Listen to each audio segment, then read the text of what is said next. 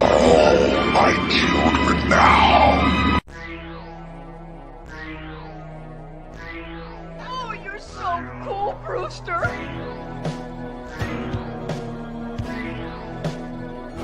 We all go a little mad sometimes.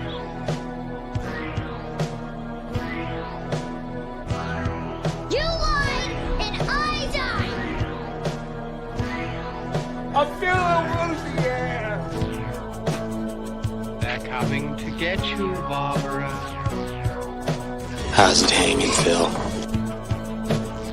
From the prime time, bitch. Come and get it! So either put the gun down now, or kiss your ass goodbye. Let's get this party started.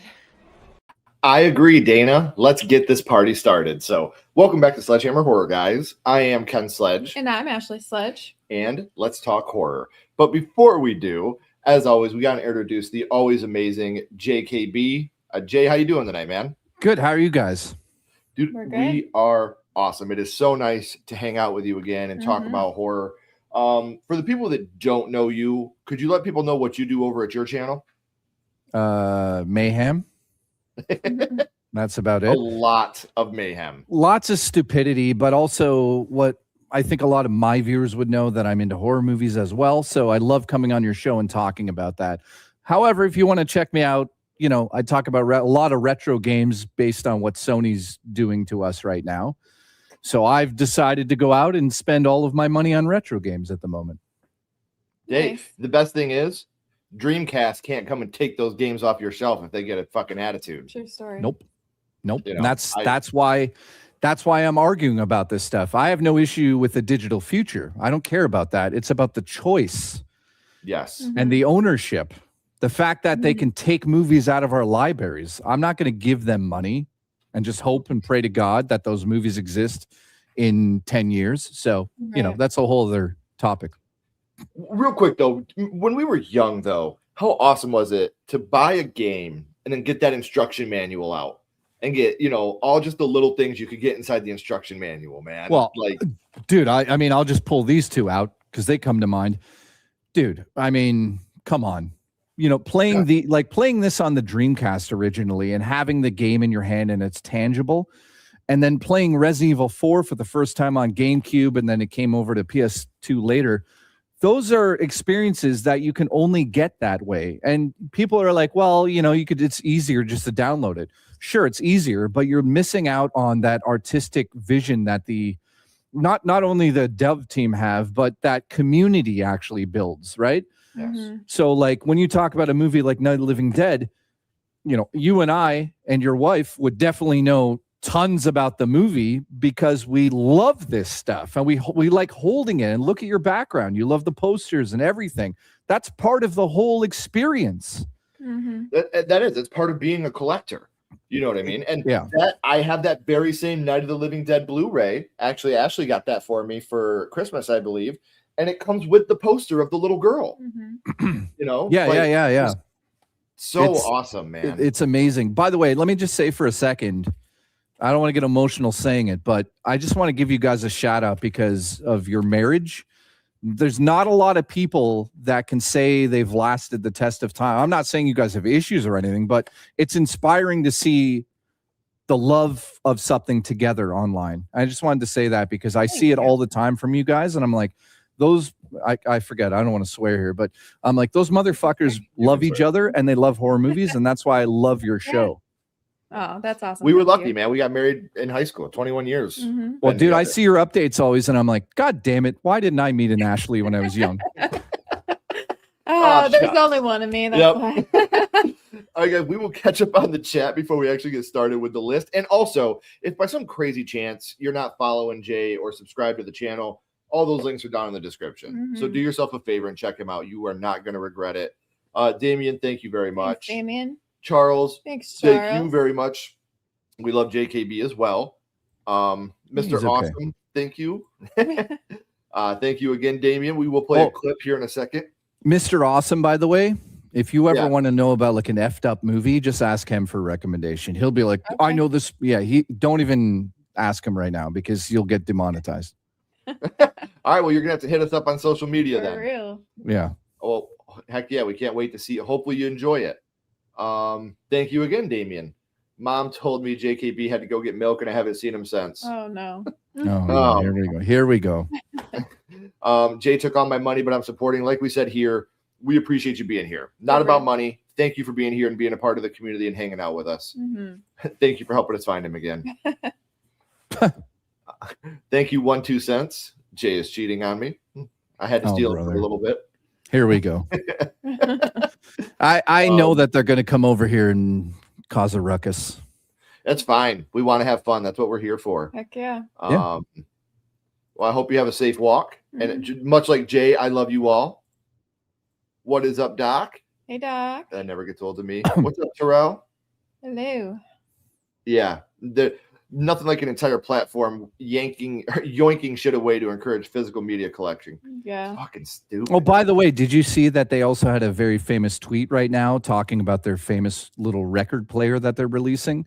Oh, shut up. Yeah, Sony Oh, wow. literally just put out a tweet a couple days ago saying, "Hey, it literally says relive the magic and revive the memories." And I'm like, Oh, motherfuckers, what do you think this is?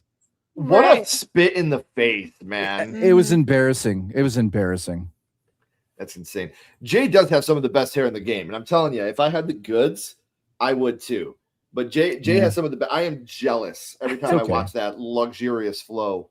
It's okay. It's okay. It's just- Thank you, It's okay. Evan. So for everybody that gave us a donation, we're gonna add it on first into this one clip. So thank you guys so much. Ooh, baby, ooh, baby, ooh, baby, ooh, baby.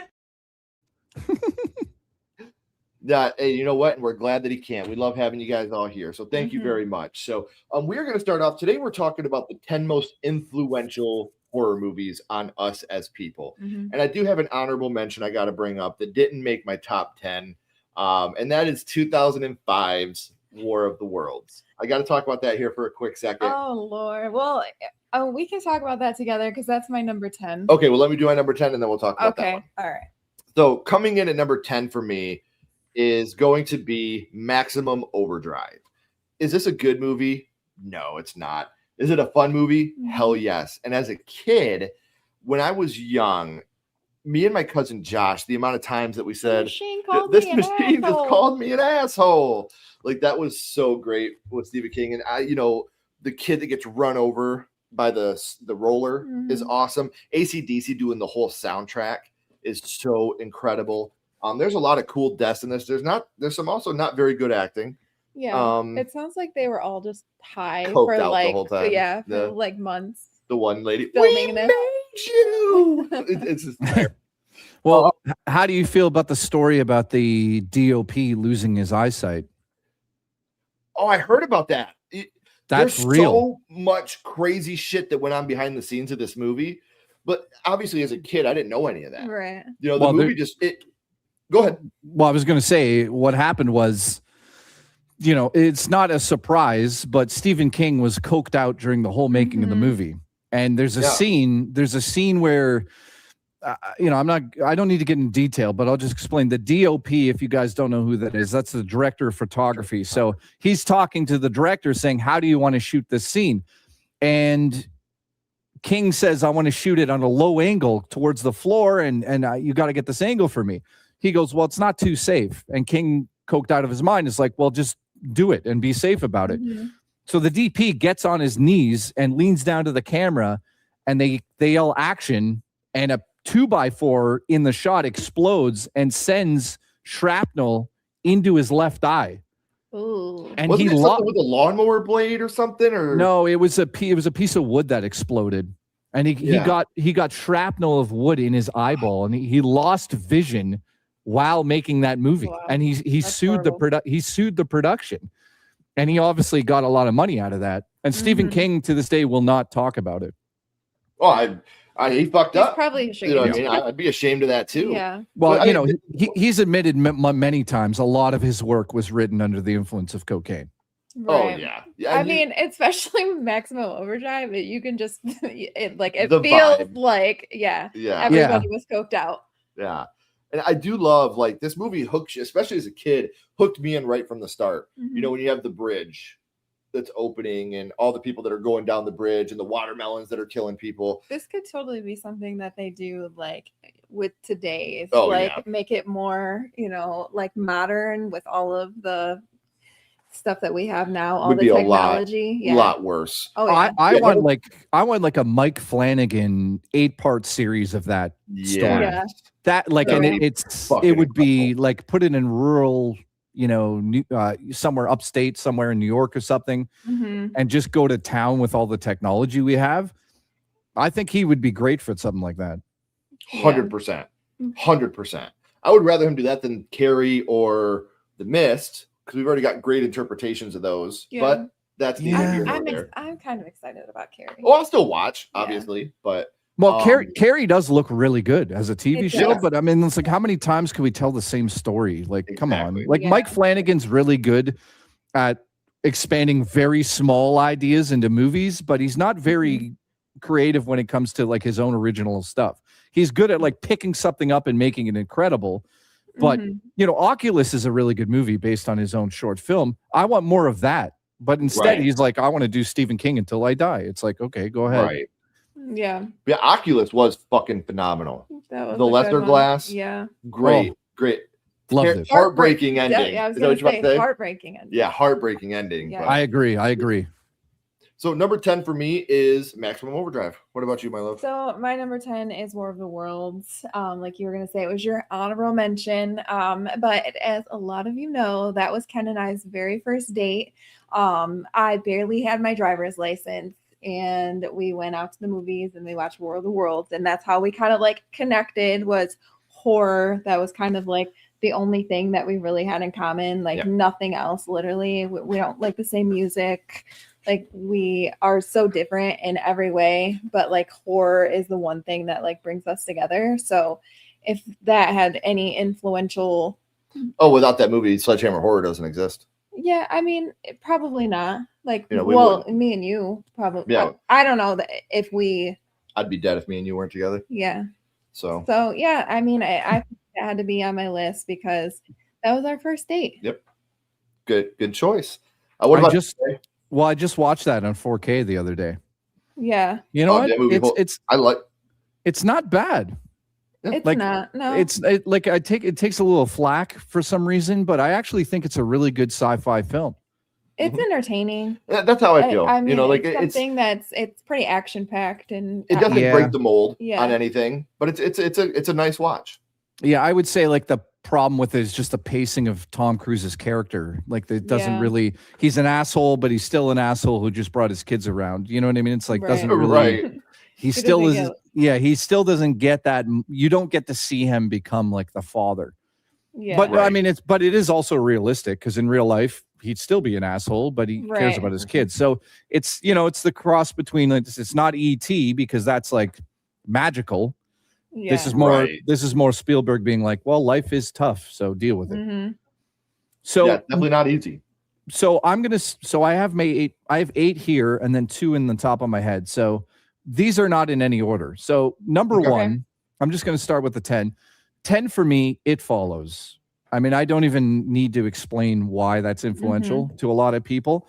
I think if you grew up with Halloween, then the next logical step is to go to the director of It Follows and say, "Hey, did you happen to watch Halloween because you borrowed a lot of Carpenter's camera movements, but you did people might hate me for saying this, but you did some of them better." In some of the sections. And I think that the metaphor of, without getting into detail here, the metaphor of like sexual transmitted diseases being the actual demon or the entity that's chasing them, the thing that's following them around. Such a, like at the time, there wasn't any movies doing anything like that. Like Right. using something on that level of being like, hey, the entity is actually a sexually transmitted disease, essentially. And to get rid of it, you got to give it to somebody else. And it's like that whole culture was actually happening at the time. So to see that scare the shit out of, teenagers was pretty epic. But for me personally, because I'm a filmmaker myself, just the camera movements in that movie are so, when you get those spinning shots where the camera's just following the neighborhood around and you're waiting because you're going to see something maybe. And you're like, okay, nothing's there. And then all of a sudden, just at the last second, like when they're in the school office, you just barely see the old lady walking towards the window. And if you're not paying attention, it's going to scare you. But if you're paying attention, now you're extra scared because you're like, when's she going to pop up? And then boom, right in the hallway. You're like, okay, that is how you direct a horror movie. Yeah. Well, I think without, and not just being influential on you, but influential on the genre, without It Follows, I don't think we get Smile. I don't think we get the new Leviticus film that just came out. It Follows definitely cemented a place in horror. Yeah. For sure. And it was filmed in Detroit. Yeah. Woo woo. Gotta love it. Well, they're filming They Follow right as we speak right now. They are. And I'm very excited for that as well. I don't know how to feel about it. It's easy to get excited about these things as you know how we are. We're like, oh my God. Yeah. But it could be a disaster. I don't know. You never know. True. But Disaster Piece is coming back for the soundtrack. What a good segue that was. Yeah. Like I said, you can't get much better than that. Well, the score is a really big, important part of that movie too. Oh, gigantic. Because it was such an electronic, weird ass score. Yeah. And people didn't understand it at the time. So I feel like it fits so well with like the movie, theme of what's going on. That big dude that just pops up. Like, I don't know. It just makes it creepier. Well, it's also the fact that you can't put a timestamp on it, really. Right. Because she's using futuristic technology. She's reading a book on this like weird device. But then when they throw things in the pool, it's like 1960 TVs and it's like, where is this taking place? But it's just so good. The pool scene is so good. That whole scene is incredible. Well, I hope that we don't disappoint Dino. I love Dino. Yeah, you got to check out Maximum Overdrive. Yes, we will. Kind of trashy. Who cares? Let's have fun with it. Glad you're doing good, Alan. What is up, Adrian? What's up, Ashton? Hey, someone wants some tacos. They're not going to let it go. Oh, God. Thank you for gifting the membership, Timmy. We appreciate it. All right, we'll get into number 9, and that'll be you, my love. All right, my number 9 is Poltergeist 3. I love the entire Poltergeist franchise. Even the newest one isn't horrible. It's kind of forgettable, but not horrible. But 3 is my favorite in the franchise, and I love. When I was a kid, this scared me. The whole like mirror stuff that they did, it scared the shit out of me. Reverend Cain, he was terrifying. The only bad thing about this movie is the ending and the tragedy behind it, and how they had to end it. They had to make a movie. They had to end it some way, and so I feel like that's the only really bad thing about it. Yeah, and it's heartbreaking. It's a heartbreaking true story. Yeah, which we will dive into. We are doing this franchise. Yes, we will be reviewing this franchise for our retro reviews coming up. Right now, we're doing Jeepers Creepers, and this one, our newest poll is Poltergeist. Yeah, thank you guys. It's such in the community. And we going from Jeepers Creepers. Yeah, to Poltergeist. Shit, thank God. But we will do a deep dive into Poltergeist 3 and a lot of the tragedy that befell the set of that movie. Yeah. So, what about you, Jay? What's going to come in at number 9 for you? I'm going to go with It Chapter 1 and 2, put them together. And Welcome to Derry. I'm going to sneak in there as well. Okay. The reason it's so influential to me is because I grew up in that setting. I wouldn't say that I lived in Derry, Maine, but I mean, It Chapter 1 and 2 are essentially filmed down the road from me. So some of those locations I have stood in.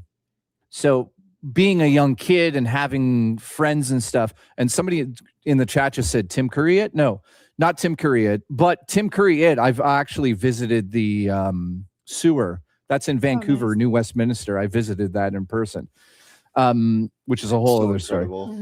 But yeah, like they filmed it all around my area, especially in the small town of Laura when they're in the gorge, when they're in the water and stuff. So I grew up going there, and I connect to that like teenage love story because I kind of went through that same thing. You're in love with a girl, you don't know how to talk to her, blah blah blah blah blah blah. So that is my main connection to it. The music as well is like so touching to me. I think that Welcome to Derry is much scarier and much better than the two films. So good. It's like so good. You know, my producer that I'm working on my movie and he's in the show, and I got some inside information while they were making it, and he was like, dude, just wait. And I was like, no, they're not gonna make it scarier. They're gonna make it like PG horror. And then you know what we saw, and I was like, okay, they did it. So Yeah. You watched that first episode and you're I like, know. they Nobody's fucking went safe. there. Yeah, like literally no one's safe. And I love it. Yeah. well, that actress who gives birth to spoiler alert, who gives birth Yeah. to Pennywise at the beginning. I worked with her in a short film. I directed her 7 months before she was in the show. And I gave her a note while we were on set. I gave her a note. I said, have you seen It Chapter 1? She said, yes. And I go, do you know the scene where Georgie says, you'll float too, you'll float too, you'll float too? She goes, yeah. And I go, I need you to revitalize yourself here with that energy. And she was just like, got it. She did the scene. It was amazing. We did it in one take. By the way, you've seen Violent Nature, right? Yeah. Mm-hmm. The actor Rye Barrett, who stars in that, plays Johnny. He was the other person in the scene that I was directing. So it was such a weird moment because that was before either of them went on. And then I got a call maybe 5 months later, and she's like, "Oh, I'm in Welcome to Derry," and I was like, "Excuse me, what?" That is so cool, Yeah. man. I can't wait for people to see what you got coming up too. I don't want to talk about it too much and spoil anything, but Yeah. it's gonna be We're working awesome, on it. man. I hope it will be awesome. It's I have taking long nothing enough but the time. most But faith. Right. Yeah, it's gonna be great. So number 9 for me, and everybody here has heard me talk about this. I do want to preface this again by saying these are not my favorite movies. These are the ones that have influenced me in my life, whether it was young childhood to become a horror fan. A lot of mine are like younger. Yes. And this one's Nightmare on Elm Street 4. Now, I know this is not a popular movie in the franchise. Oh, that movie. But I love this movie, man. And, you know, the take that motherfucker. Again, me and Josh, like me and my cousin Josh, who I'll talk about a lot on this list because he was essentially my brother growing up. We watched all these movies together. We did all this shit together. And there's so many great, you know, the Roach Motel kill. Hey, Sheila, want to suck face? Like, there's so many great scenes in this movie. Which we got really cool behind the scenes from so we the were actress talking, that plays Sheila. We were talking to her, and when they first did that scene, Robert had fake teeth in. And for he the had just scene. had lunch. And he had just had lunch, and his teeth fell out into her mouth when they did that. And it was all slobbery and shit. And she was telling us about this at a convention, and we were just dying laughing. Yeah, like, I was like, that sounds horrible. yeah, she's like, at least I can laugh about it now. Right. You know, so it was a really cool story. So yeah, for me, number 9, Nightmare on Elm Street 4. So we'll catch up on the chat real quick, and then we'll get right into Jay's number 8.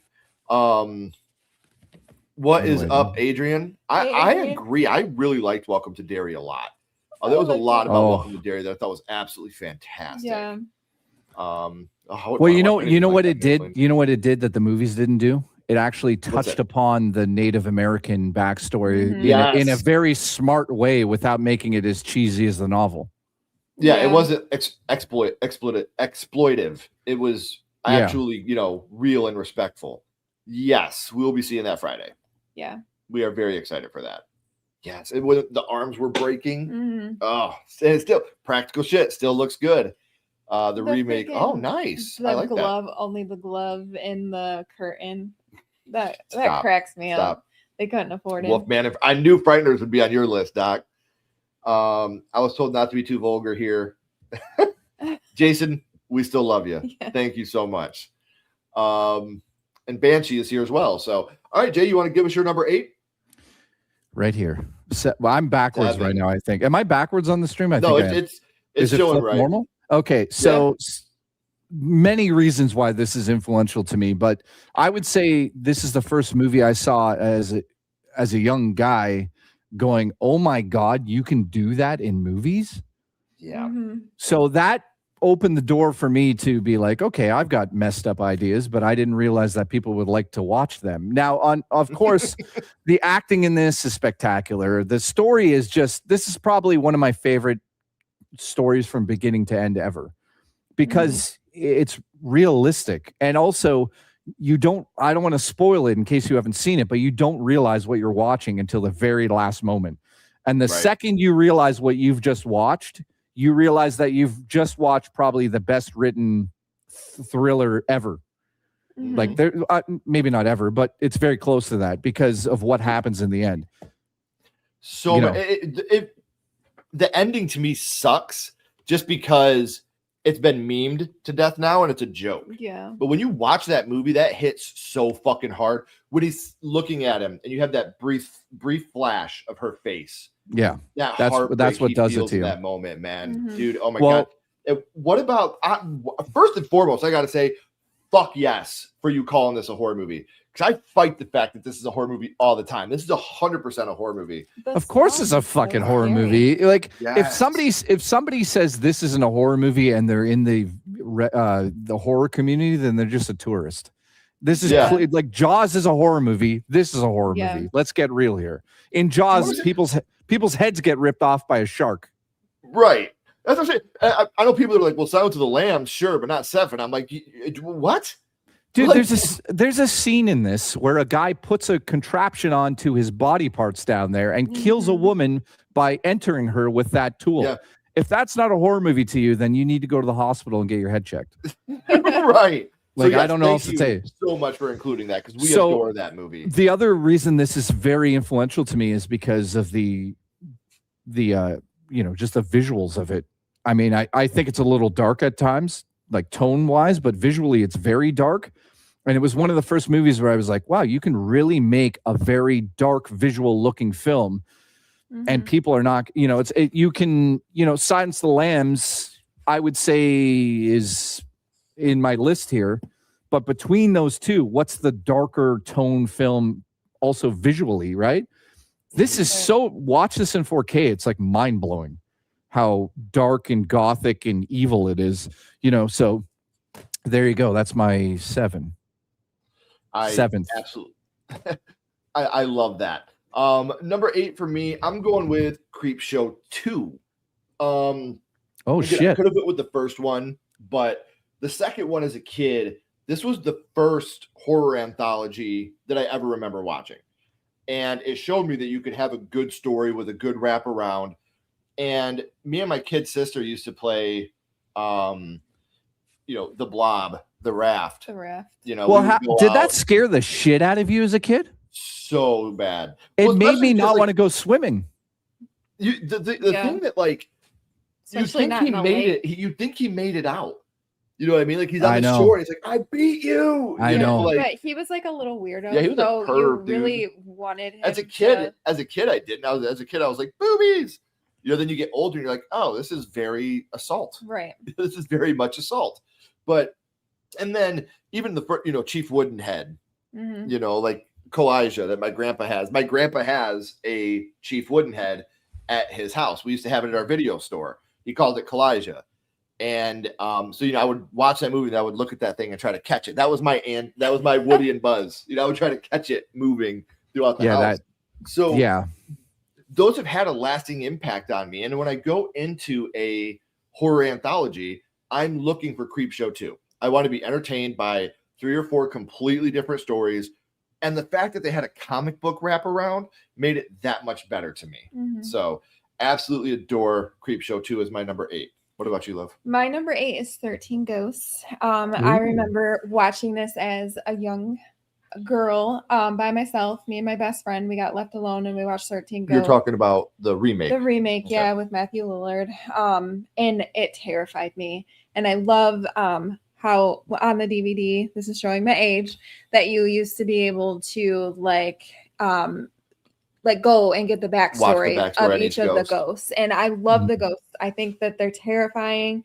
And just this movie is so entertaining. And like I said, I literally remember watching this and then calling my mom and being like, you need to come home. Like I was terrified.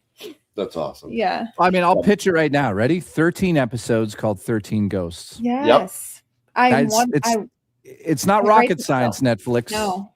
And it would sell so fast. It would. I know. Yeah. So fast. For me, who would I choose to play Freddy in the new one?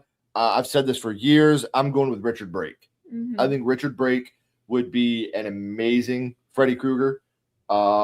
We actually got to meet him a couple times. Very nice guy, which is crazy because he always plays a scumbag. Yeah. But we just watched He the just new plays them so well. Pinocchio Yeah. Unstrung, and he was absolutely fantastic in that. And just watching him in that, even still, I'm like, this guy would make such a great Freddy Krueger. Who did you say that you wanted? Oh shit, no, I can't remember his name. He's in all the American, or he's in the first American Horror Story. Oh yeah, I know who you're talking about. Trent in American Horror Story. Yeah. What the hell is it? Noah something or I don't know. something? I can't remember his name either. Whoops. Almost dropped that. I can never remember. Evan Peters. Evan Peters, yeah. I think he would be. I mean, he's younger, but Do you got someone in mind that you'd like to see play Freddy J? That's what you said. Richard Brake, I met him in person and we talked for we first started talking very small chat, but then he realized that I knew what I was talking about. And we ended up talking about for 45 minutes about his career. Yeah. And I told him, it's funny you bring that up. I was like, yes, Mr. Krueger. And he was like, I was like, dude, you have to put your name in the hat for that. So good, man. Like he would nail it. I just feel The like face, we need the like voice. a horror icon that people love. Like It'd be a little bit easier to stomach. yeah, because no one's ever gonna Replace Robert. yeah. So people get really But that's that. also a big problem, right? How do you replace Robert Englund in something? If you look at the history of replacing big icons like that, it doesn't happen. Right. Well, You know what I mean? Jackie Earl Haley. And Jackie Earl Haley's great. Yeah, he was creepy and you hated him. Like he did a good job. I loved but him as people Freddy. hated The movie sucked, but I loved him as Freddy. Yeah, it's just that script was not great, man. Script was it was like, hey, let's do everything the first one did, but make it CGI. Yeah, it's just the CGI was what really buried that movie. No pun intended. And the totally way they agree. made him look too, like Yeah, he didn't it look just, the greatest. Yeah, But no. he did something that Robert couldn't do as Freddy, and that's make us hate him. he was Like we're not supposed to like him. He's a child killer. Yeah. You know what I mean? And Yeah. Jackie Earl made it so you weren't rooting for Freddy. Right. You know what I mean? So he did something that was very hard to even do. his jokes were just so like mean and What do you want to play now? Fuck you. Ooh, sounds yeah, fun. like he's it's gross just so bastard. gross and mean. Yeah. He just was not. It just didn't work all jive together. No. What's up, Nightbreaker? Hey, Nightbreaker. Yeah, no shit. Following me over. Yeah, I love it. Yeah, the Blob, the Raft, we love that. Yeah, Matthew Lillard. I literally have a T-shirt that says, "When I grow up, I want to be a Matthew Lillard." He's a very kind soul. Well, you guys probably have met. Let me just ask this question to you guys, then I'll answer it super quick. You've probably met tons of people at convention. I know you have. I watch all your videos. So, who's the nicest out of everybody that you met? Lillard. It is. I mean, Lillard was. Lillard's up. Jasmine Savoy Brown. Yeah, she was very sweet. I'm trying to think of other people. Gloria Henry, the one that played why can't I think of her name in Phantasm 3? Rocky. Oh, yeah. She was really sweet. Awesome. I mean, I don't think we've only really had one bad experience at a convention. Was it Tom Savini? No, actually, Tom was really nice to us. He's hit and miss, man, big time. I watched him be such a prick to a 13-year-old boy once. Oh, and I was just like, but then you get in a private room with him and he's like the best person ever. But outside, because he doesn't charge for his signature, he feels like he doesn't need to give you time. Sometimes it seems like, and I'm just like, that's a bit of an asshole move. But I mean, when you get into, he's telling Tarantino stories, it's incredible. Yeah. Right. Yeah. It seems like if you gave him some money, he'll be a little bit kinder, but that's just my opinion. I'm trying to think. The only person we really had a problem with was the one that played the nurse in Halloween 78. She sucked. Oh, really? Oh, dude. Like, this kid obviously had. I don't know. Like, I'm not going to the defend situation. it. Yeah. This kid was obviously had special needs, and he paid for a picture. And he went to go get a picture with her, and she like yelled at him. She's like, "No, stay on that side of the table," and was like yelling at this kid. And we were in her line to meet her. It made me feel. It was like awkward to watch because you like felt sorry for the kid, and so me and her were in line, and I was like, "Nope," and we walked out. Yeah, dude. I'm gonna change it. Even though Matthew and them were all really, really nice. Yeah. The guy that played Max in Hocus Pocus. Oh. He was super awesome. Like he stole Ashley from me. She was like, I was like, I had a crush on you when I was a kid, and he was like, "Well, well, get him out of he was here. like, get him out of the picture. Yeah. Let me get a picture with her." I was like, "Dude, you're the shit, man. Thank you." Yeah. So, well, for me, I was just going to say I met a lot of I met a lot of like people over the years just doing my show in general. And I can say without a shadow of a doubt now, the toughest person to meet because of my own emotions was Dee Wallace.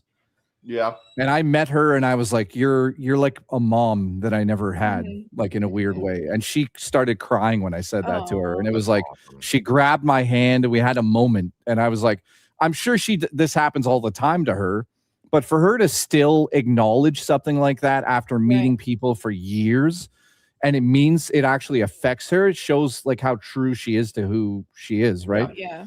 So she was the best. And speaking of what you just said, I was in line with George Romero, and the same thing what you guys said happened. Somebody was clearly disabled and they wanted to meet George, and they just came out of nowhere, and they were in full Day of the Dead gear. So they look like an army officer, and they just went right to the line. And everyone just sort of looked, and George literally stood up and hugged the kid from the table and took him out back behind the booth and spent 5 minutes with him alone, signed his stuff, took photos, and then sent him on his way. And everyone went like this after. It was like, it was one of the best moments ever. Yeah. I know. It was, that's what it was with Jasmine. Even if she was like awkward about it, like she could have handled it differently. Like, you stay on this side of the table, I'm going to stay here. But yeah, Jasmine Savoy Brown, before we met her, like we were standing in line and the person in front of us was literally crying with her because she gave that person the power to come out to their family. And so they were telling her this story, and she was like, I hope everybody's okay with waiting. And we were like, dude, this is a human moment. Right. Like, you take time for this. So it is awesome when you do get to meet the people that have that real human emotion with other people. I can wait 5 minutes if it means it's changing this person's life. I mean, it's like empathy, right? If you don't have empathy, then what are you going to do in life? That's part of why I like talking, right? I like listening to these stories and hearing people happy. Like if you're the type of person that likes to hear bad stories all the time, maybe you should look in the mirror and think about what you're enjoying. For real. Oh my God, man, the world's so full of shitty news. Let's I have know. some good news every That's once why. in a That's what I'm saying. Kind like of why we love horror so much. Yes. Like you get to escape that, but also like the horror community is full of just like the kindest people, and we love to watch people get their heads chopped off. But we will. Be super kind to you. I've also heard a lot of bad things about Linda Blair, and she was sweet as pie to us. Yeah, I think super it nice. Depends. Yeah, it's well, you know what? You got to keep in mind these people are people. You know what I mean? And it's like people have bad days too. You got bad days, right? Yeah. What are you gonna do? Shaim, miss you. How have you been? We love you. Thank you for stopping in. Wishmaster 97. Ashley loves that movie. That was one of the very first Ashley reviews, and I think it was because of Shaim. Asked me to do it. Asked Ashley to do it, so she did it for you. We miss you, Shaim. I didn't know Christian had a twin either, but I love Christian, so I would love his twin. Oh, nice. All right, guys. Going into number 7, I'm not going to talk too much about this because we already have. It's funny. It's Poltergeist 3. I think the reason this was so influential to me, this made me want to be in movies as a kid.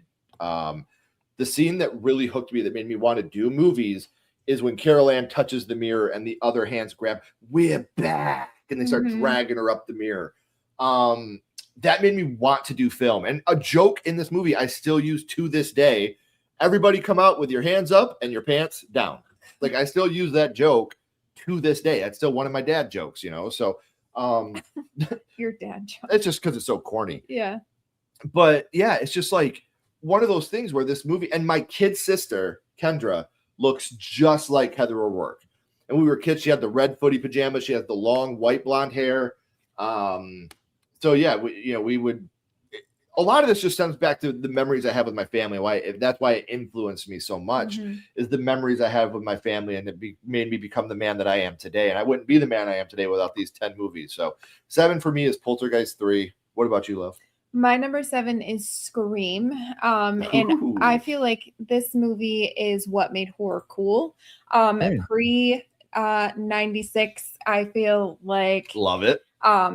being a horror fan was weird. Like I was kind of weird as a kid because I loved horror. And then Scream came out and they're like, yeah, you know what? Horror's cool. And Yeah. Scream made it cool. So then like I had like reasons to like connect with people. Right. And obviously it changed the genre. Like we needed Scream to come out.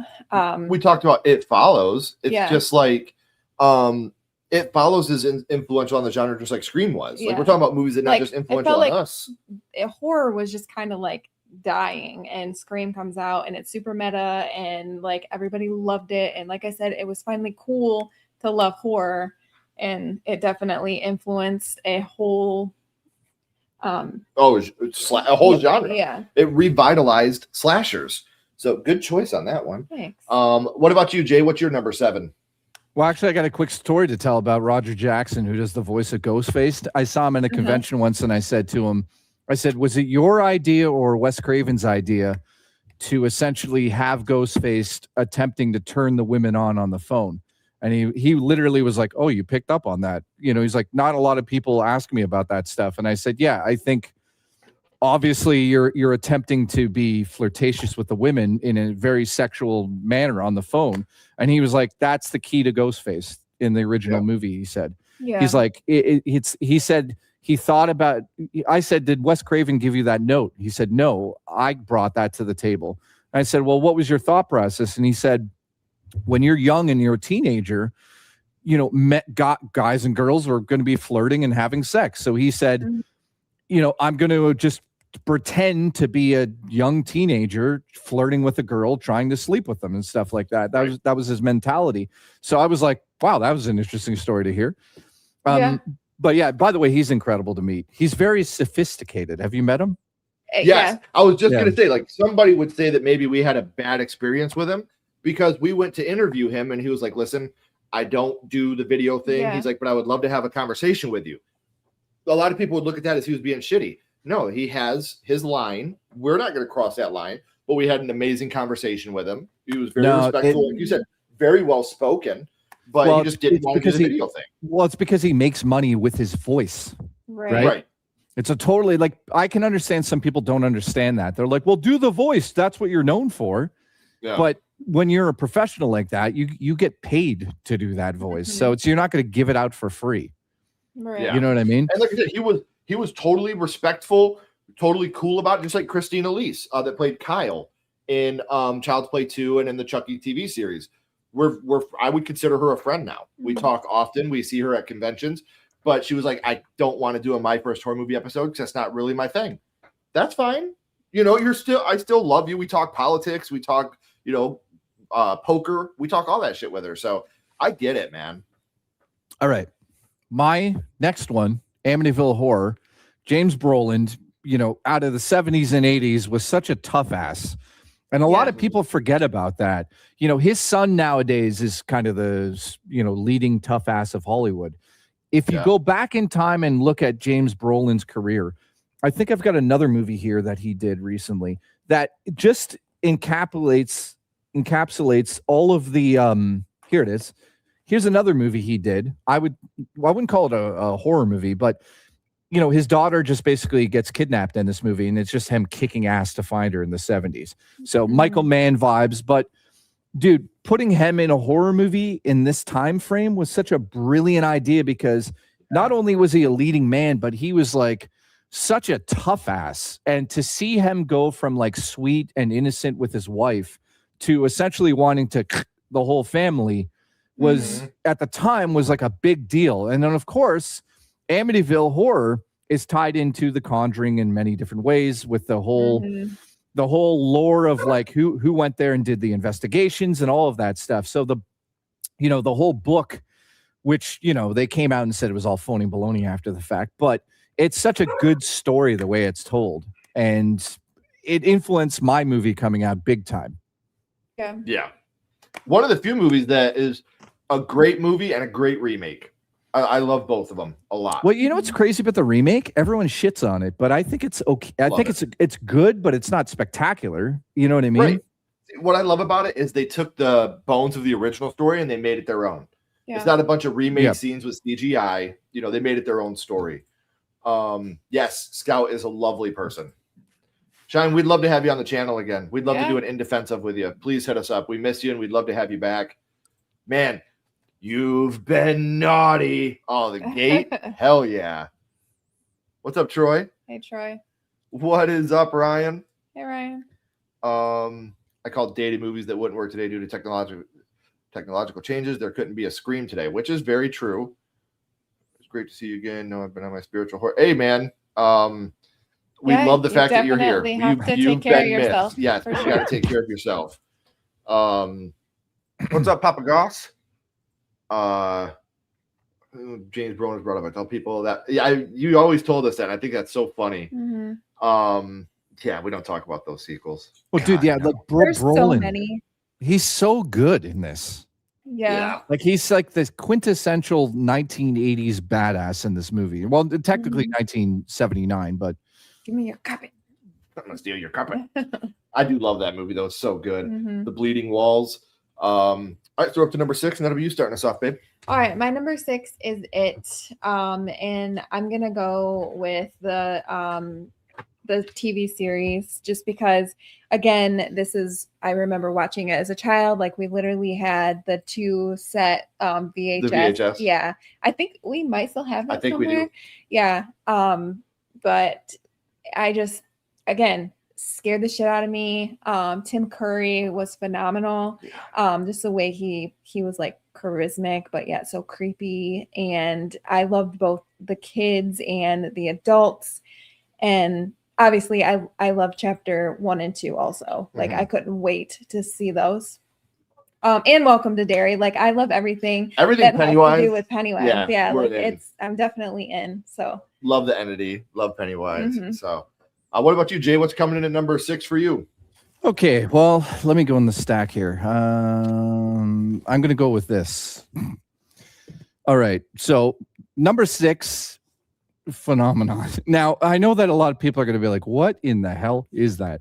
So Dario, who is extremely famous for doing Italian giallo films back in the 70s and 80s, he introduced the world to this leading actress. Now, I'm going to not say her name and see if anyone knows who that is. I'll put it up to the camera.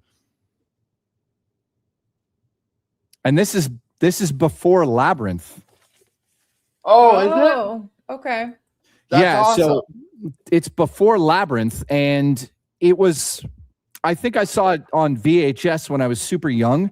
It's such a terrible movie, but it really, Jennifer Connelly is ridiculously good in the movie. She plays this, I don't want to give it away, but she plays this young girl who's able to talk to like animals and bugs. And she's essentially figures out murders based on talking to the flies and how long they've been alive on the bodies. So it's such a weird story. Yeah. But it's batshit crazy. Like I will just say this. The ending of the movie, I don't want to give it all away, but I'll just say this. There is a moment where a monkey shows up and saves the day. Okay. Yeah, that does sound batshit crazy. Yeah, and it also has Donald Pleasance playing a scientist in the film. So this is I think this is after Halloween. So this would be after Halloween was released, and he's just a bit part in the movie, which is weird to see. So the other reason I love this movie is because it's Dario Argento just being absolutely insane on his own script. And this is the movie that caused the turmoil in their own family because he spent so much money on this movie and it bombed. It didn't do well, but now I consider it to be a cult classic. I love that movie. Yeah. I mean, that kind of happens. Like it bombs and then like years later people love it. And even like the color on it there, like the purples and stuff. Like I love that. Yeah, what's cool about these editions, these huge Arrow editions, is they come with these amazing booklets that have just incredible knowledge about the movie, but also it comes with posters, which I've taken out of all of these and hung them up on my wall. Nice. That's awesome. Okay, where are we at? That was number 6, right? Yeah, so I guess we're going to number 5. My number 5 is Dead Silence. This is something that I feel like is very underrated movie. It's one that scared the shit out of me. The dolls in it scared me. And I again remember we were like house sitting. We were teenagers and we rented this at Hollywood Video probably, and it was just so good. And I still like I don't see a lot of or hear a lot of people like even talking about Dead Silence. And yeah, it's like a cult classic. Also, they filmed it in the exact same city as It Chapter 1 and 2. Okay. I didn't know that. It's so you know the scene in It Chapter 1 and 2 where the kids are all in the water swimming. Mhm. That's the exact same spot that they filmed the end of Dead Silence, where he goes on the boat over to the. They built that actually in the gorge. They built a whole facade of a huge theater and everything. The town's called Elora. Huh. So That's if you want to awesome. look that up, like the opening scene where the car comes over the bridge, that's Elora. The whole thing is shot in Elora, Ontario. So that's like up the road 45 minutes for me. So that's another movie I'd say I connect with as well. Yeah. Also, shout out to the Booch who gifted 5 members. Thank you, Booch. Appreciate it so much. God. If you guys, He just did 5 more again. Thanks. Booch, thank you. If you're He's just a becoming a legend. member, we do have a members only playlist. You get to see all our reviews, my first horror movies, behind the scenes, everything before everybody. If you go to our playlist, we have a members only one there. Thank you so much, Booch. Sorry, guys, I had to take my medicine. I'm very, very time oriented, and I didn't bring my pills back here with me, so I had to go take my medicine. I'm sorry. We skipped you. My number 5 was Dead Silence. Okay, so I still got to give my number 6. Okay, so my number 6 is Evil Dead 2. And before we do that, though, Booch, thank you so much for this. Really means a lot. Thank you. That's absolutely incredible. Honestly, thank you very, very much. Dead Silence is a banger. I'm going to catch up on these real quick. Wow. Thank you so much, Booch. Yeah, like I said, he's crazy. He's one of my regular people he's just a lunatic. I love it. Thank you. Seriously, it means the world to Ashley and I both. Thank you. Evil Dead 2, the first fan film I ever wrote, was a sequel to Evil Dead 2 set 30 years in the future, with Ash never coming back. So what happened here 30 years after Ash never came back, and what became of the world? Because we know that for a long time, Professor Noby, we know what happened to his wife, but we never actually seen what happened to Professor Noby in the movie. So maybe something else happened, and what could that be? So that was the first fan film I ever wrote, was a sequel to what could have happened after the events of Evil Dead 2. And this movie, there's one other one on here that showed me the perfect balance of horror and comedy. This one's up there, though. This has the perfect balance, except for one other movie that does it just a little better, in my opinion. Shaun of the Dead. Yeah. I can call that one. I knew it. I love that movie. Yeah, we talked about this already when we did our Evil Dead franchise ranking, but this is kind of where Ash just becomes Ash Williams. Yep. Like he's kind of a weenie in the first one, doesn't help his friends. I love that. Yeah. Yeah. I got like I said, no. Well, I was going to say, I got a crazy Edgar Wright story. So they filmed that in Toronto. I lived there at the time, Scott Pilgrim versus the World. And I was in line to meet him, and I thought outside the box. I was like, I'm going to hand my camera to him and get him to take a photo of me so I could say that I was in a one-frame movie of Edgar Wright. And I walked up to him and I said, will you do this? And he said, no. So then I put the camera in his hand and let it go. And he's like, oh. So he takes the photo of me and hands it back to me. And I go, the framing is not great, as a joke, right? Because I know he's very touchy at times, Edgar. He's not necessarily sweet. But what's funny is 1 year after that, I was on Twitter and I sent him the photo and I go, this is your best work. And he laughed at it and DM'd me. He's like, I remember you. That was hilarious. Blah, blah, blah. So that was I always remember that. Yeah, it's a great story. I still have the photo too. That's so cool, dude. That's funny. And the fact that he just remembers that, you know what I mean? Yeah. Mhm. Like that's so damn cool. Well, dude, it's crazy. I used that photo and that interaction to DM or get Simon Pegg to send me a DM, which he did do. And then I used it again to get Frost to send me a DM. And I messaged him. I just messaged him and I said, Edgar's said DM me and Peg has DM me. Can you please do it so I can get all three of you? He DM'd me and said, go in peace, my son. That's awesome, man. It was fucking amazing. That's so damn cool. Yeah, it was incredible.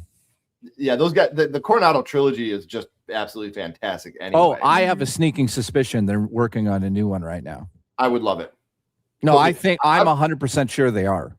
Mhm. I've talked about, I actually did one of my only videos I've done by myself on this channel is a deep dive into Hot Fuzz and why I think it's a horror movie. Yeah.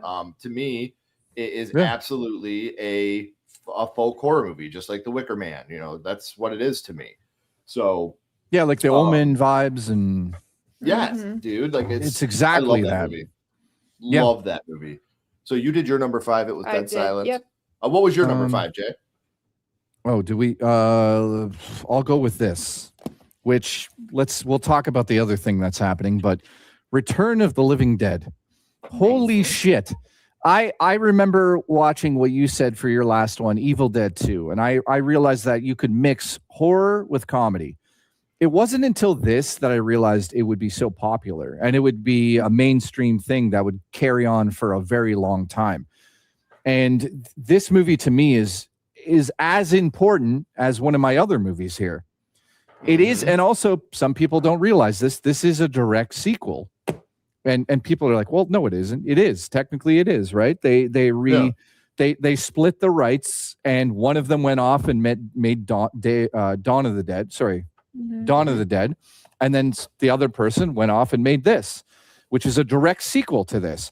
And I thought at the time when I saw this, and I saw this in probably 1980, I don't know, 89. I'm trying to think, what year did it come out? It came out in 85, so I saw it in 89, 88 on VHS, which I still have in my bedroom. Dude, this movie is so influential for one reason for me. And that is the Tarman basement scene is probably the most influential, scary scene I've ever seen in a movie. The idea of this like actual zombie eating someone's brains scared the shit out of me. And I could not I couldn't go in the basement, to be honest with you. I'm like, nope, not doing it. And growing up a huge punk rock fan, that's the perfect movie for like horror punk rock fans, dude. Like, yeah, you know, and then also I'll just say this: Leanne Quigley's in this, and this is the first time I was exposed to that as a young kid, and I was like, "Oh my god, that's what a woman looks like." Yep, unforgettable. And I told her that directly to her face, by the way, and she was like, "Oh, I'm so flattered." And then I was like, "Do you want to be in my movie?" She's like, "Maybe." Am I doing the same scene? Not on that movie. So number 5 for me, which may get me a divorce tonight, is my favorite Friday the 13th film, and that's Jason Goes to Hell. Why? Oh, Why God. do you continue to bring this up? Wait, you don't like Jason Goes to Hell either, Jay? No, if they took the name Jason off of it, it would be an incredible horror movie. It'd be like, it's the same as like X-Files. There's certain X-Files episodes that failed as X-Files episodes, and they turned them into movies. Like Disturbing Behavior was supposed to be an X-Files episode, and then they just removed Mulder and Scully and made it a movie.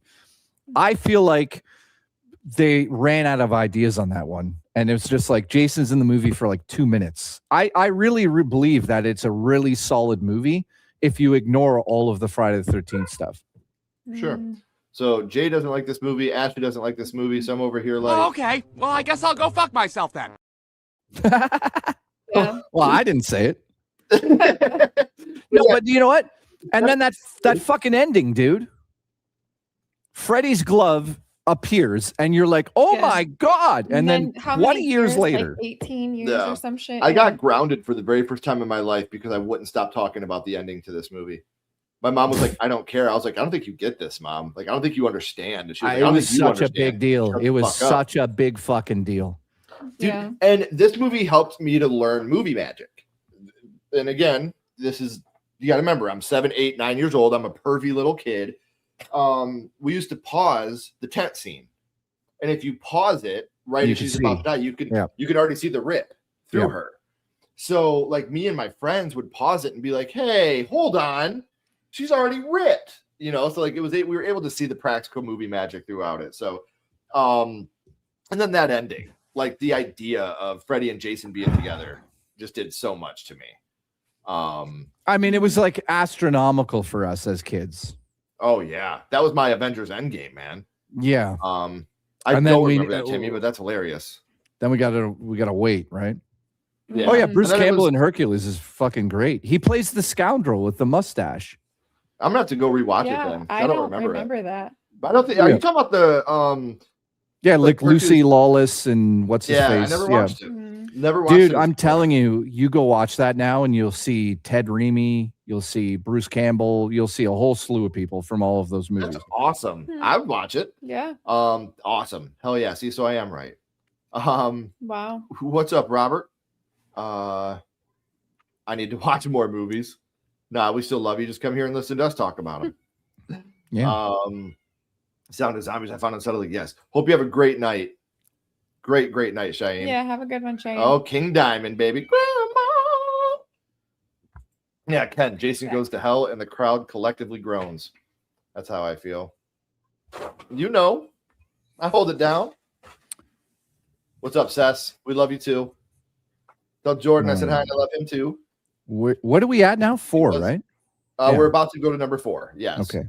Jason was infected by the Kandarian demon, but he himself is not a deadite. Totally fair. Totally fair to take. Because in Jason Goes to Hell, it is the Kandarian dagger that kills him and puts him out of his misery.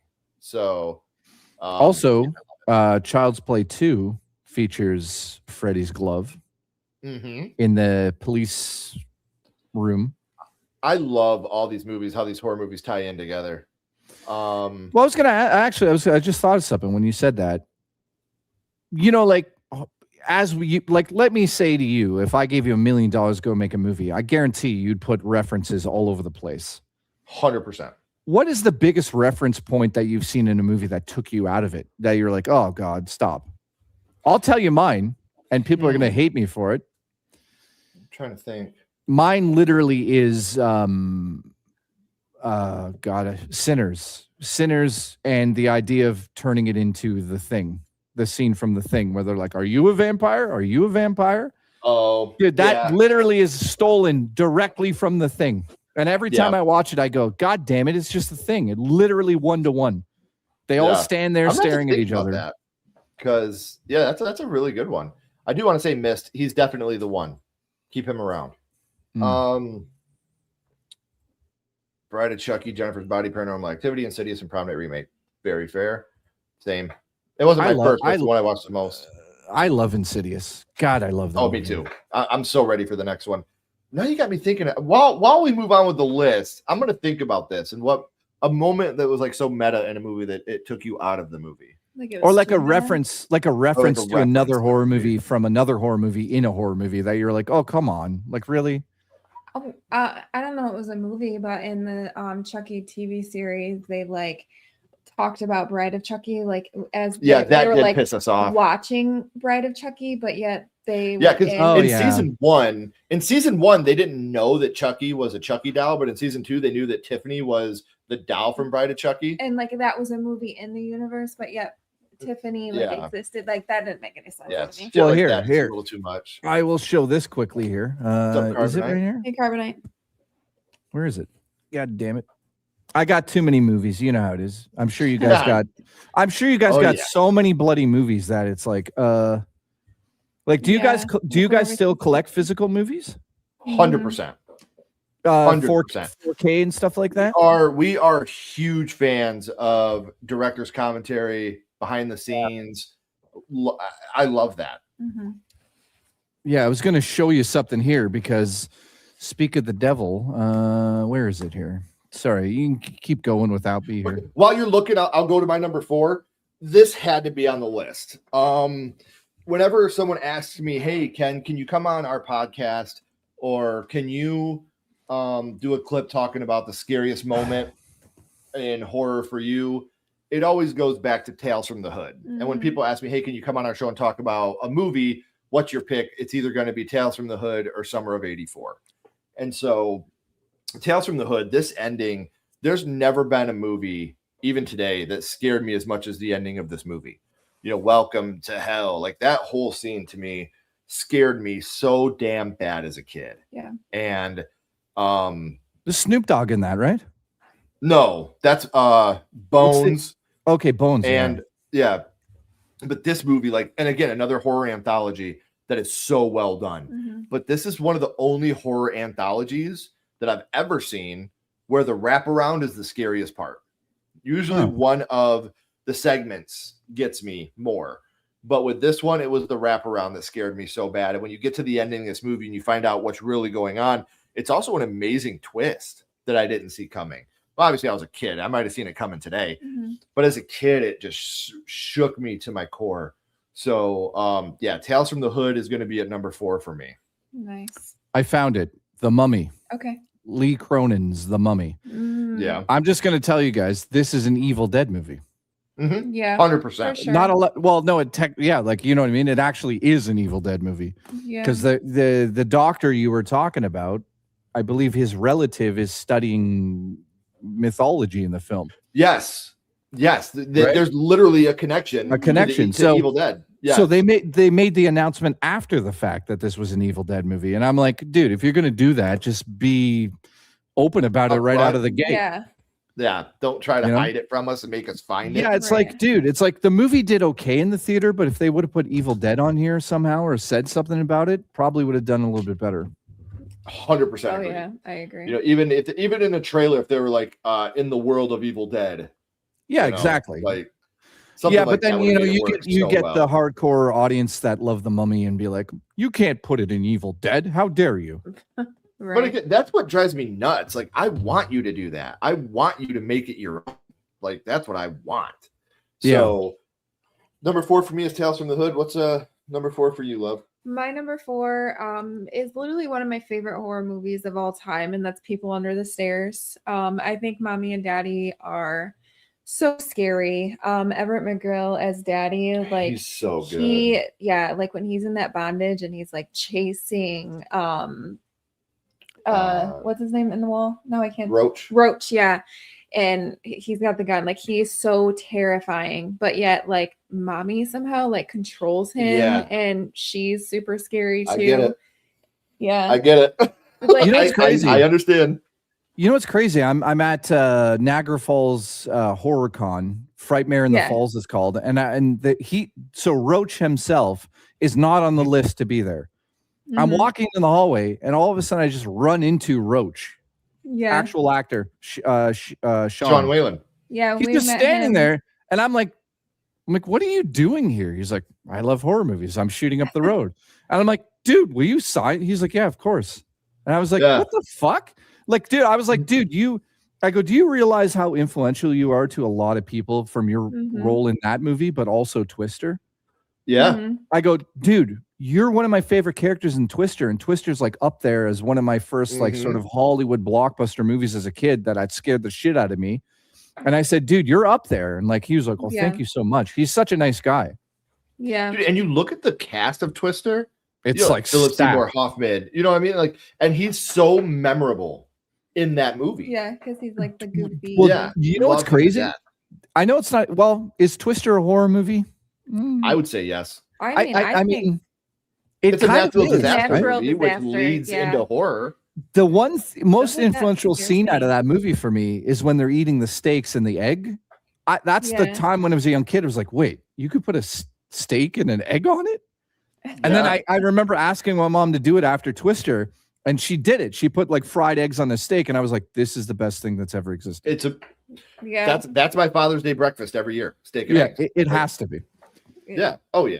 So I'll go with number 4, Carnival of Souls. If you've never seen this bad boy, I'll show you guys one image, and you've probably seen it before in on the internet or in horror movie lore. This image right here, that is actually the director, and that's a very famous. Yeah, that's a very famous image from the film that has been sort of. I would say this, and people are going to be like, Jay, you've lost your goddamn mind. But I think that because my next movie will be up here soon. This came out in 1962. It's black and white. It's about a woman who essentially is losing her mind. I'm not going to give it away because there's an amazing twist in this film, but it's essentially like one of the first times at least in my memory, that I saw a black and white movie that actually scared me other than this when I was young. Yeah. So this was 1962. This was 1968. This is more influential behind the scenes for film directors than even this is. And I believe that. If you haven't seen this, guys, Carnival of Souls is like one of the best, thrillers / horror movies ever made. And it's like shot on a potato. And it's such a simple idea. It's like if you took an episode of The Twilight Zone and extended it for an hour and a half, you'd get this. And it's really, really well acted. And also the other thing I'm going to say is I'm inspired by this big time because the main actress in this movie, her character in the film, has such a dark soul. She's an organist in a church, but she starts to play devil music at one point in the church, and the priest comes along and kicks her out. She loses her job. She's like the first ever goth, in my opinion. And if you haven't seen it, please go out and find this movie. It's free on Tubi. You don't have to go. Yeah. I just looked it up because we're going to watch it tonight. It's free on Tubi. It's free on YouTube. Have you guys seen it? No. Oh, you guys are about to see something that will blow your socks I was off. literally writing it down. He can't read that. Yeah, I was literally writing it down, and I was like, I'm on my computer. So I just went and looked, and it's streaming. I for free guarantee. on YouTube and Tubi. And I'm not gonna say the movie. I'll tell you after the fact, but we'll talk again about it because it's when you watch it and at the very end, you're gonna go, oh my God, now I know where that other idea from this very big director came from. And you'll be like, oh yeah, it came directly from this. Directly. And you'll be like, wow. And I'm talking about a movie with Bruce Willis. So don't say more than that. All right. I think I know what you're talking about, but I can't wait to see it. When Chucky looks at the guy with the nails in his head and says, "This looks familiar," it was funny. I get it. Yeah. It just took me out for a moment. Leprechaun 8-pack for $5. I the very last one's my favorite, actually. Wait a second. Wait a second. Juicy Boots just gifted a member to Mist, who's also one of my viewers. So she's subscribed to you as well. That's awesome. amazing. Thank you. JKB, my thing on Hoods of Horror. I love Tales from the Hood. Got the shit. Yes, man. Damn it. I love it. Tornado. Yeah, we're in Michigan, so totally understood. Yeah, tornadoes are scary. 100% well, dude, horror. So everyone already knows where I live. I live just on the other side of Lake Erie, right? On the Canadian side. Dude, the tornado alley has physically moved out of the States and up into Canada now. We've had, I would say, out of 15 storms, 14 of them produced a tornado this year. Wow. That's terrifying. Yeah, literally so it scares the shit out of me. Our fence. Yeah, we had to replace our privacy fences. We've had a tree fall down. Yeah, we get it. We're not too far away from you, man. We just got to meet up sometime for dinner. Heck yeah. Oh, you on the other side over there? Nice. Yeah, we're in Detroit. Mm-hmm. Oh fuck, you're like a 3.5 hour drive from me. Yeah, that's what I'm saying, man. We could just meet up sometime. Oh, okay, I didn't know that. For some reason I thought you guys were deeper into the States. We're in Detroit, man. Lake Eden. Lake the ending. Or Eden Lake. The fucking ending, man. Dude, I love movies like that. Our ads on. God damn it. Ads are not supposed to be on when we're live. That's making me very irritated. YouTube is killing us with that. Automatically. Is that what it does? Well, I stream with ads on. Mr. Awesome, forget about it. Keep watching the ads and give them money. Dude, I'm sorry. I try to have it set so ads are not on while we're live. Yep. If you watch it for the first time tonight, send him a live. Carnival of Souls, Sess. Ashley will text it to you. Yeah. It's free on Tubi and YouTube. Oh, You This is guys, another one of our best friends right here. Mhm. you know, and also, you know, This like is the one that I was talking about. We watched 13 Ghosts. Yeah. That's her. I would definitely say also a lot of females will connect to this movie in a lot of different ways. A lot of different Okay. ways. You know, because she's also kind of pursued by a bunch of men in the movie. And this is sort of the first time in 1962 where it put that up front in the movie, showing like Mhm. men and how pushy and bullshitty they can be to just try to sleep with women. And Mhm. and the Yeah. way she acts in the movie is so good. It's so good. Hmm. Yeah, it says you gotta text us and let you know what you think of it too. Yeah. I live in Indiana. Are there any good horror cons? Yes, there is Astronomicon. Yeah. There Horror is Hound Horror Hound in Cincinnati. in Cincy, and then there's the Detroit Horror Convention, which is coming up in August. Come out, Ryan. We'd love to meet you. Let me just say in the chat, I'm going to put my Twitter handle because any of the people that watch this movie, I'd love to hear your thoughts on it. Yes. So Okay. I'm the same as here. I'm at Hooft on Twitter. So follow me over there or don't follow me and just message me. I really want to hear what you guys think about this. Okay. Yeah. No, I don't. I like the Howling movies. Isn't the movie good? Yes, it is. It is. Leprechaun Yep. getting a remake. Well, so is Blair Witch. Blair's filming Yeah. Blair Witch right now, which I'm kind Mhm. of like. I mean, Heather's not back as executive producer, which makes me go like, oh, well, that's Yeah. Mm-hmm. So That sucks, Miss Rock. to me that means they got shafted yet again. Yep. Right. Which sucks because we all know how that went the first time. But I do want to say real quick, thank you guys for letting us know because I'm going to get a hold of YouTube tonight because I've tried everything to take ads off of our live. I thought we figured it out. Yeah, so did I. I didn't know any ads were running. So thank you for letting us know. Oh, you know I'm what it telling is? you, It's like- it's a default setting. But I mean, I've went in and changed it. Like every single time we do it, I change it. It's making me Oh, you know what it is really- then? What do you use to stream up? just StreamYard. Yeah, so StreamYard, when you make a new event, it's putting ads on automatically. That's what's happening. Mm. Oh, well, it's pissing me off, man. Like it's just God, it's making me so angry because I you know, if you want to watch it on a replay and there's ads, you can, you know, you have a skip button. Like you can't do that when it's live, and I hate doing that to you guys. I really do. Well, by the way, I just want to say in front of everyone here, when especially you, well, I mean, we could talk about it later, but the movie you guys made, I fucking loved it. Oh, thank you, man. No, I really loved yeah. it because like there's a lot of people that are like, oh, I'm going to make a movie. And then you watch it and you're like, Yeah. you know what I mean? It's kind of like a lot of horror people are like, we're going to make a movie. And then you watch it and you're just like, oh, but you guys, like, you could see the care in that, right? Yeah. And also, I know because you guys told me it's like it was made by a few people. Like it wasn't like you had a Mhm. massive crew. So to me, that's impressive, right? Yeah, there was literally 4 people on set. Yeah, That's well, fine. to Five, me. yeah. To me, like you know how to make a movie, you know how much it takes and how much Yeah. effort Yes. and all of that stuff. You know, I make movies luckily, and I have 40 people there. You guys had 4 people and still managed to get something that was, in my opinion, I love that story. I love it. Thank you. It is on our channel, guys. It's called Home is Where the Haunt Is. So if you'd like to check that out, we would appreciate it. Well, I hope you guys do Um, another one. Oh, we will. Mhm. It's in the writing process right now. Well, you know what? Um, You're not too far from me. That's what I'm saying. Right. Like, there's. I We'll talk happen about to- that. I happen to have a lot of gear behind me, including this mannequin head, which we could use. But no, I'm down to talk about that further. In fact, you guys will be in my movie when it comes out next year. I didn't know if That'd we be could. awesome. I didn't know if we could say anything, but No, it's I okay. do. I'm putting you guys in the movie somehow. I already know how I'm doing it.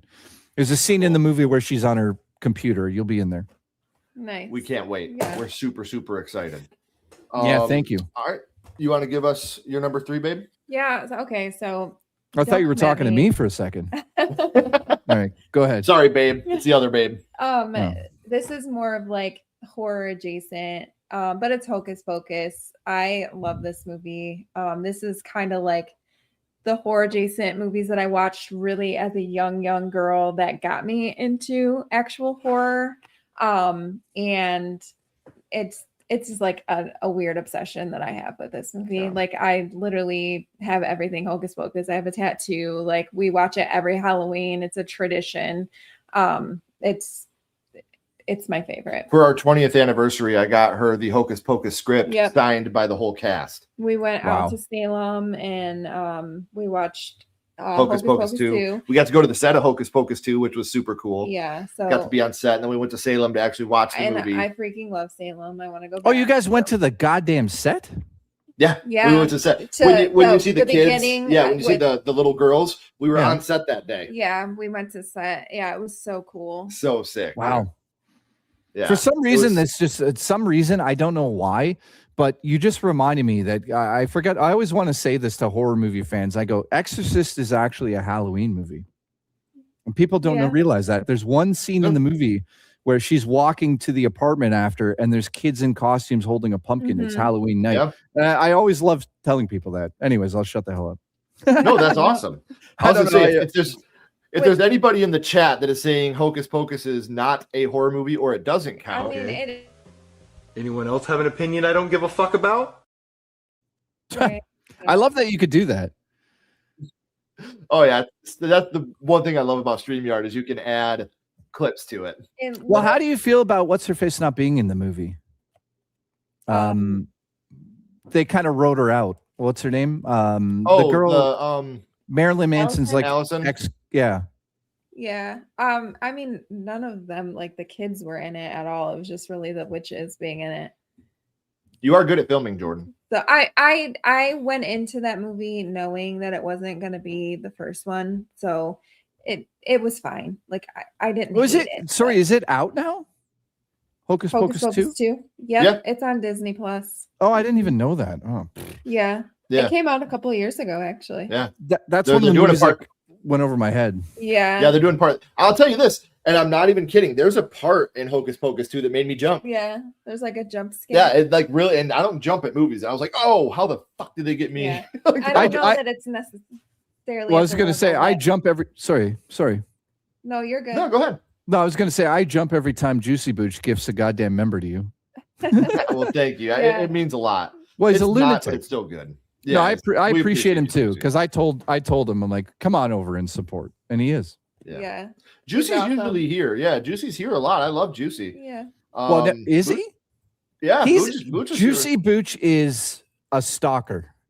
Watch out. I'm kidding. He's on every stream that's ever existed. You go watch like a fucking golfing stream right now. He'll pop up in it. That's awesome. Yeah, do you want to so you gave your number I gave my number 3. All right. You want to give your number 3, Jay? Oh, brother.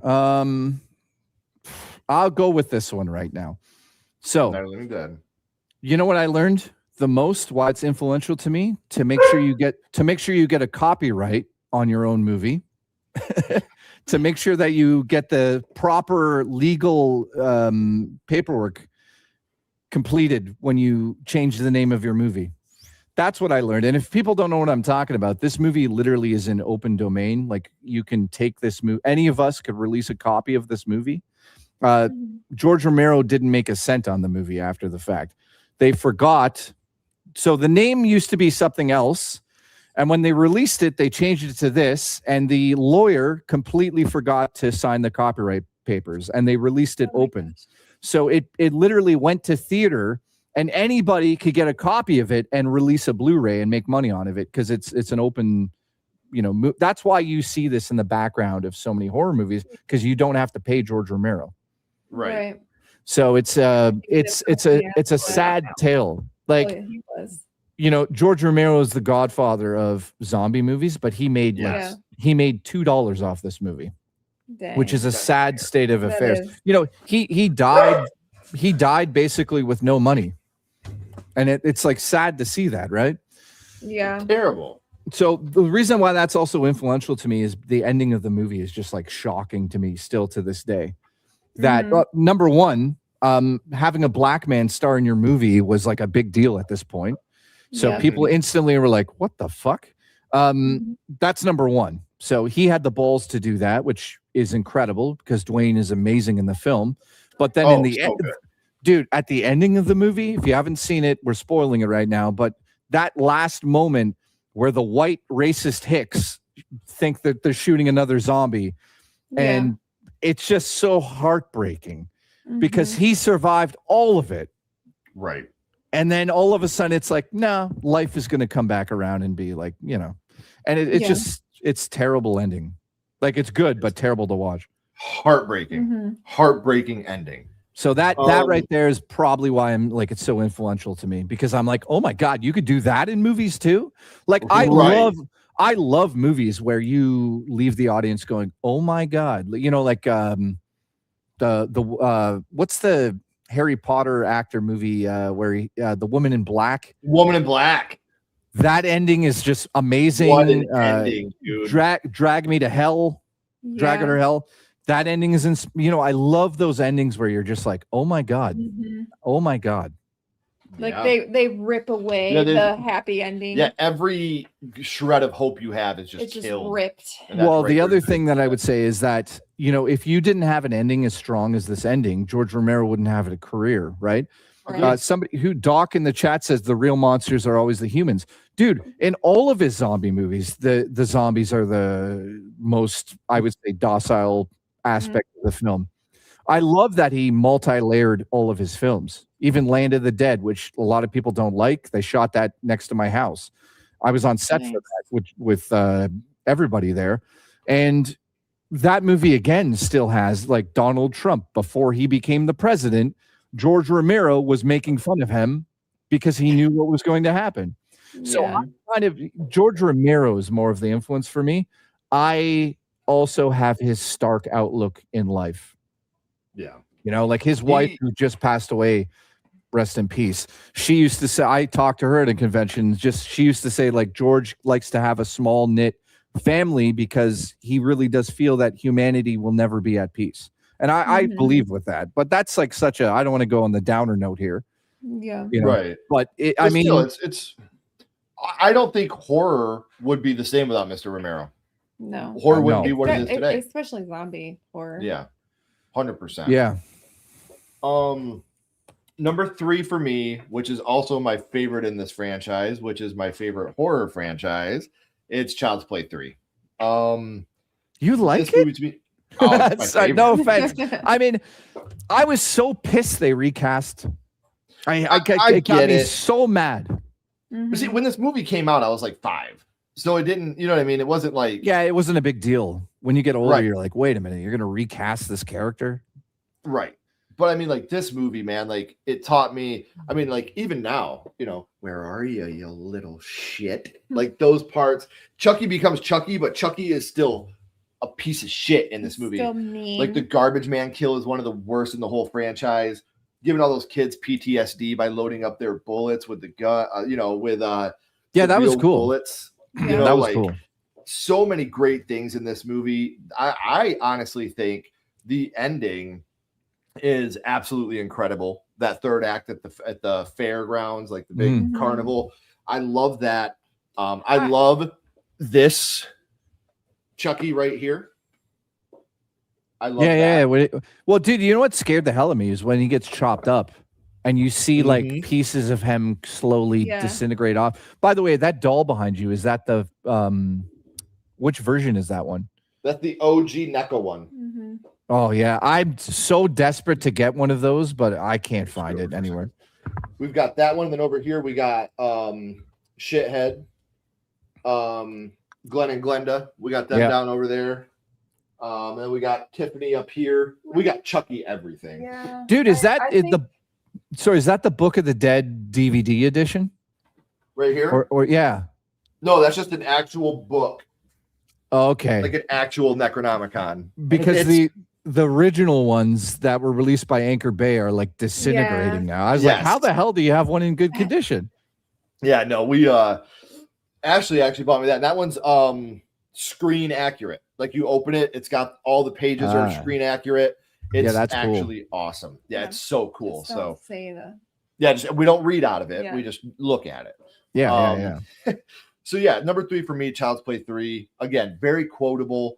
My daughter, even now it's influential because it's helped to get my daughters into horror. My daughters both love Child's Play 3. How old are you? Mind me asking? 13 and 6. So have you had fun introducing them slowly to like the appropriate things? Yeah. Yeah. I think what it was is obviously our daughters have been with us to set. We've gone and filmed things. And then the way that we watch horror with our kids is one, they come to us and tell us if they want to watch something. We've never forced our kids to watch horror. It's never happened. Yeah. Actually, that's cool. That's cool that you guys are just like, if you want to watch something, you tell me. And all we do is like, before we watch it, we'll watch some behind the scenes stuff so they could see, you know, they're just playing. This is how they get makeup. This is how they get ready. And like I said, they like horror. They're not into it like we are, but like our youngest loves Abigail. She loves Megan. Yeah. So they like horror. Our middle child, Chloe, she's 13. Not a horror movie fan, but she loves horror books. Loves to read horror stories. Loves horror video games. So yeah, there's a lot of horror that's associated with it, but it's never been something where we've been like, I think it's time for you to watch this. Yeah. You know, they've always came to us and been like, hey, Dad, I kind of want to watch X, Y, or Z. Well, we also like, we should watch this. Like, we want you to be cultured. Like, you need. Well, obviously at Halloween, we watch Trick or Treat. Yeah. We watch Hocus Pocus. It's just one of those things where Casper, like all that stuff. Like, you know, but they've come to us. My daughter, hey, I want to watch Saw. Yeah. Let's give it a little bit before we watch that one. That's the only thing that our oldest likes. Yeah. Is Saw.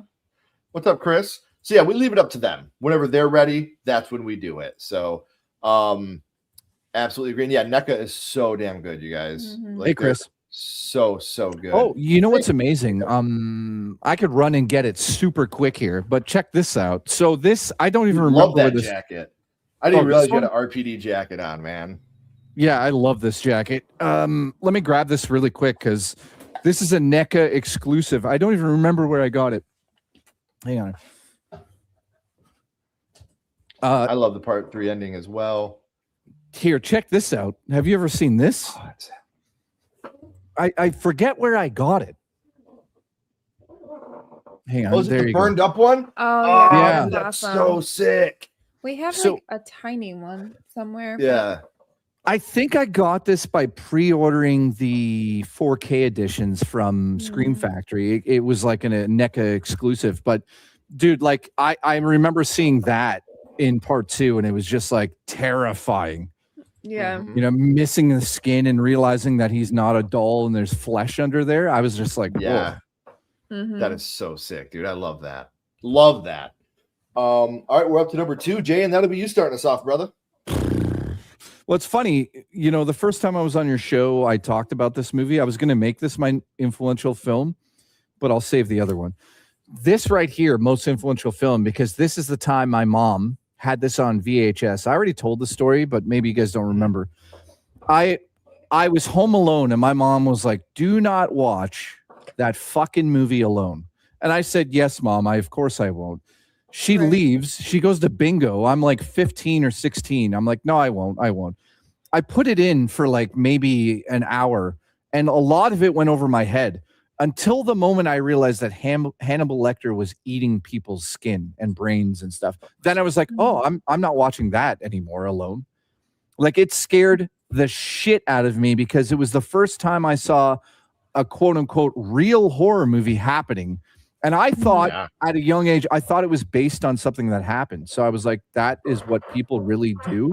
And it was just, like, you've got multiple serial killers, you know what I mean? And they're all doing really fucked up things. The second you see Clarice for the first time walking down that hallway, something terrible happens to her. And as a young kid, I didn't realize what that scene was with multiple Migs who has got the different personalities. And I'm not going to give the details of what he does, but he throws something at He throws Clarice. something. And as a kid, I didn't know what that was. I thought I just didn't put 2 and 2 together because I didn't hit puberty until like a year later. So thinking back at it now, you're just like, oh, that's what the movie is. Okay. Juicy nailed it. What did he say? That's what was thrown. Yeah. So, I mean, also, you know, Hannibal Lecter is just one of the best well-written villains. If you That want, acting job too, man. you know, I was going to say if you want to call him a villain, like, and also the last line in the movie, I'm having an old friend I'm having for dinner. a friend for dinner. Yeah. Well, it's like when he delivers it, he's like, I'm having an old friend for dinner. It's just like, oh my God. Chilling, Really? dude. Yeah, it's so good. And then they ruined it with the sequel. It was just like, ugh, really? Okay. Yeah, I mean, I wasn't a fan of it either. Hannibal's okay, and then if you guys haven't heard of the movie Manhunter, go watch That was that, because that's the prequel. That was the how do I explain this? Red Dragon, the movie, is a remake of Manhunter made by Michael Mann, and Michael Mann is an amazing director. So you got to go watch that if you're into Hannibal. Now, Anthony Hopkins isn't in that movie, but who gives a shit? Right. It's still a great movie. It's incredible. What's his name? William Peterson? Is that his name? The one that plays. Yeah, CSI, I think. He is just amazing in the movie. So yeah, Silence of the Lambs is my number 2. Yeah. Nice. Yeah, William Peterson. Yeah, And he went on to be like here, CSI. Glamorous. There are 2 things back on this shelf that are not horror related. Well, Pee Wee Herman, I see it. Okay. Is Leela, because Ash and I are huge Futurama fans, and Jay nailed it. The other one, I think I saw that is for a second. Mm-hmm. Did you know? Did you know there's a 24-hour live stream on YouTube for free of Pee Wee Herman? Really? Are you serious? Yeah, just look it up after. It's just playing the episodes. You know what's crazy, dude? I went in and watched an episode, and I had no idea how adult-like that show was. And there's a scene. Remember the neighbor who always shows up? There's a scene with Lawrence Fishburne showing up to fix the fridge, and then the neighbor shows up, and she grabs him by the arm, and she's like, "My fridge isn't working either." And as a kid, I didn't catch on to what that was. It went over my head. Now, as an adult, I'm like, she's taking him home to you know what? I'm like, I've seen plenty of movies that start like this. Yeah. I was like, what the hell? I never remembered that as a kid. Right. We are going to do a review of Night of the Demons for you, Tommy. We're just trying to find a physical copy of it, which is damn near impossible right now, so we can review it for you. Large Marge. Oh yeah, I have a Large Marge shirt. I've been quoted. That's what I was going to say to you, Glamorous. I've said, and you can go back and watch any of our streams. My favorite movie of all time is Back to the Future. The only perfect movie ever made is Pee-wee's Big Adventure. That movie's fucking perfect. Has the best music score. I'm gonna go way out of left field here, and I'm gonna say a pick that Ashley had, and that's Dead Silence.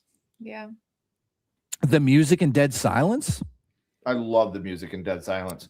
The score is great. Say Disaster Piece with It Follows is pretty up there. Halloween with John Carpenter is like classic. But you know what I'd really say, and it's underrated. The music in Insidious by Joseph. Joseph. He also plays the demon in the movie. Yeah. His score in Insidious is what carried that whole franchise through 7 movies now, or 6 movies, whatever it is now. That score is, I'm also a musician and I'm scoring my own movie. What do you think I'm listening to? I listen to that guy because he's one of the guys that was like, you know what? I'm going to take the classical movie score that's in a horror movie, but I'm going to take these instruments that just sound wacky and play the same style like a classical. And dude, that fucking sound, that woo, oh yeah, dude. Like that is like the high pitch sound, dude. I mean, I just did a pretty good impersonation of it, but yeah, that's you did, dude, because I listen to it nonstop. I've got the ear for that shit, dude. I listen to that nonstop because it's so influential. Yeah, I love it. I love that. Joseph Beria or something. I forget his name. We still have the Halloween score on cassette. Oh, that's classic. Yeah, we still. Dude, I got Halloween on beta tape. That's sick. I looked it up the other day, and it's worth like way too much money. Nice Leela plush. Didn't know they were Futurama plush toys. Yeah. So I have a Bender tattooed on my shin. My whole shin is just Bender. And Ash and I have a tattoo, and hers is Leela's hair. And it says, "Don't you ever wonder about the future?" And mine has Fry's hair, and it says, "Well, sure, but you're always in it." Dude, that fucking dog, tattoo. that dog episode. Oh yeah, that's a tearjerker. Dude, you know what? Honestly, Jurassic Bark is a tearjerker, but Game of Tones, ever since I lost my mom, that episode destroys me. Fucking destroys me. What's that episode? What's that episode where like he's with his brother and he throws the starship? Luck of the Fryish. Yeah, that one. Oh, That's that another one too. That moment where it's like 2001 Space Odyssey, he throws it up and it follows the ship and then it morphs into the actual ship. I cried for real Yeah. when I saw that episode. Jurassic Park, Luck of the Fryish, Game of Tones. Well, dude, the fucking three right credits, there. the credits with that dog just standing there and waiting for him to come back. I can't. I honestly can't watch it. I can't watch it. Like right now, I'm like tearing up. The dog waited, and it's like, like what people don't realize. A lot of people don't realize when you leave your home with animals, they stand at the door waiting for you. Wait. Yeah. It's like I can't watch that episode anymore. My cat does that. I leave, she's like right at the door, sits there the whole time. I'm like, you know, you have a life. Right. Yeah. You don't have to wait for me. Yeah, there's been a lot of future. The Bee episode I cried at, the Let's Start Over episode, but Game of Tones. For those that don't know, in the episode of Game of Tones, Fry does something for Nibbler and his people, and they say, Fry, you've done our people a great service. We're going to give you one wish. And he's like, nobody can give me what I truly want. He wants to see his mom again. He wants to tell her everything. Oh. And the episode ends with him having a dream that he's with his mom, and they're watching the Rose Bowl on TV. And he's like, how am I remembering this? I wasn't here. And Nibbler shows up and he's like, because this isn't your dream, it's your mom's dream. Now you can tell her everything you had to tell her and she'll be able to hear it. And she's like, what did you want to tell me? And he doesn't say anything. They just hold each other. And it's like, dude, like, the first time I saw that, I was like unconsolable. Yeah. Like, crying. You know what's fucking crazy? Those 3 episodes we're talking about and those moments. Can you guys name horror movies that achieve that level of emotion? It's like very hard to do that. You know what I mean? And these are to cartoons. get to that. Right. Yeah, and that's a cartoon. It's pretty That's amazing. why I love Futurama, dude. Like it's one of the best written shows ever. And I'm not just talking about animated, but like even the comedy is smart. Like there's an episode where they dive into science, like Bender's drinking, and he's like, photons and neutrons. I don't know if your waves are particles, but you go down smooth. And that's a huge debate in the scientific community.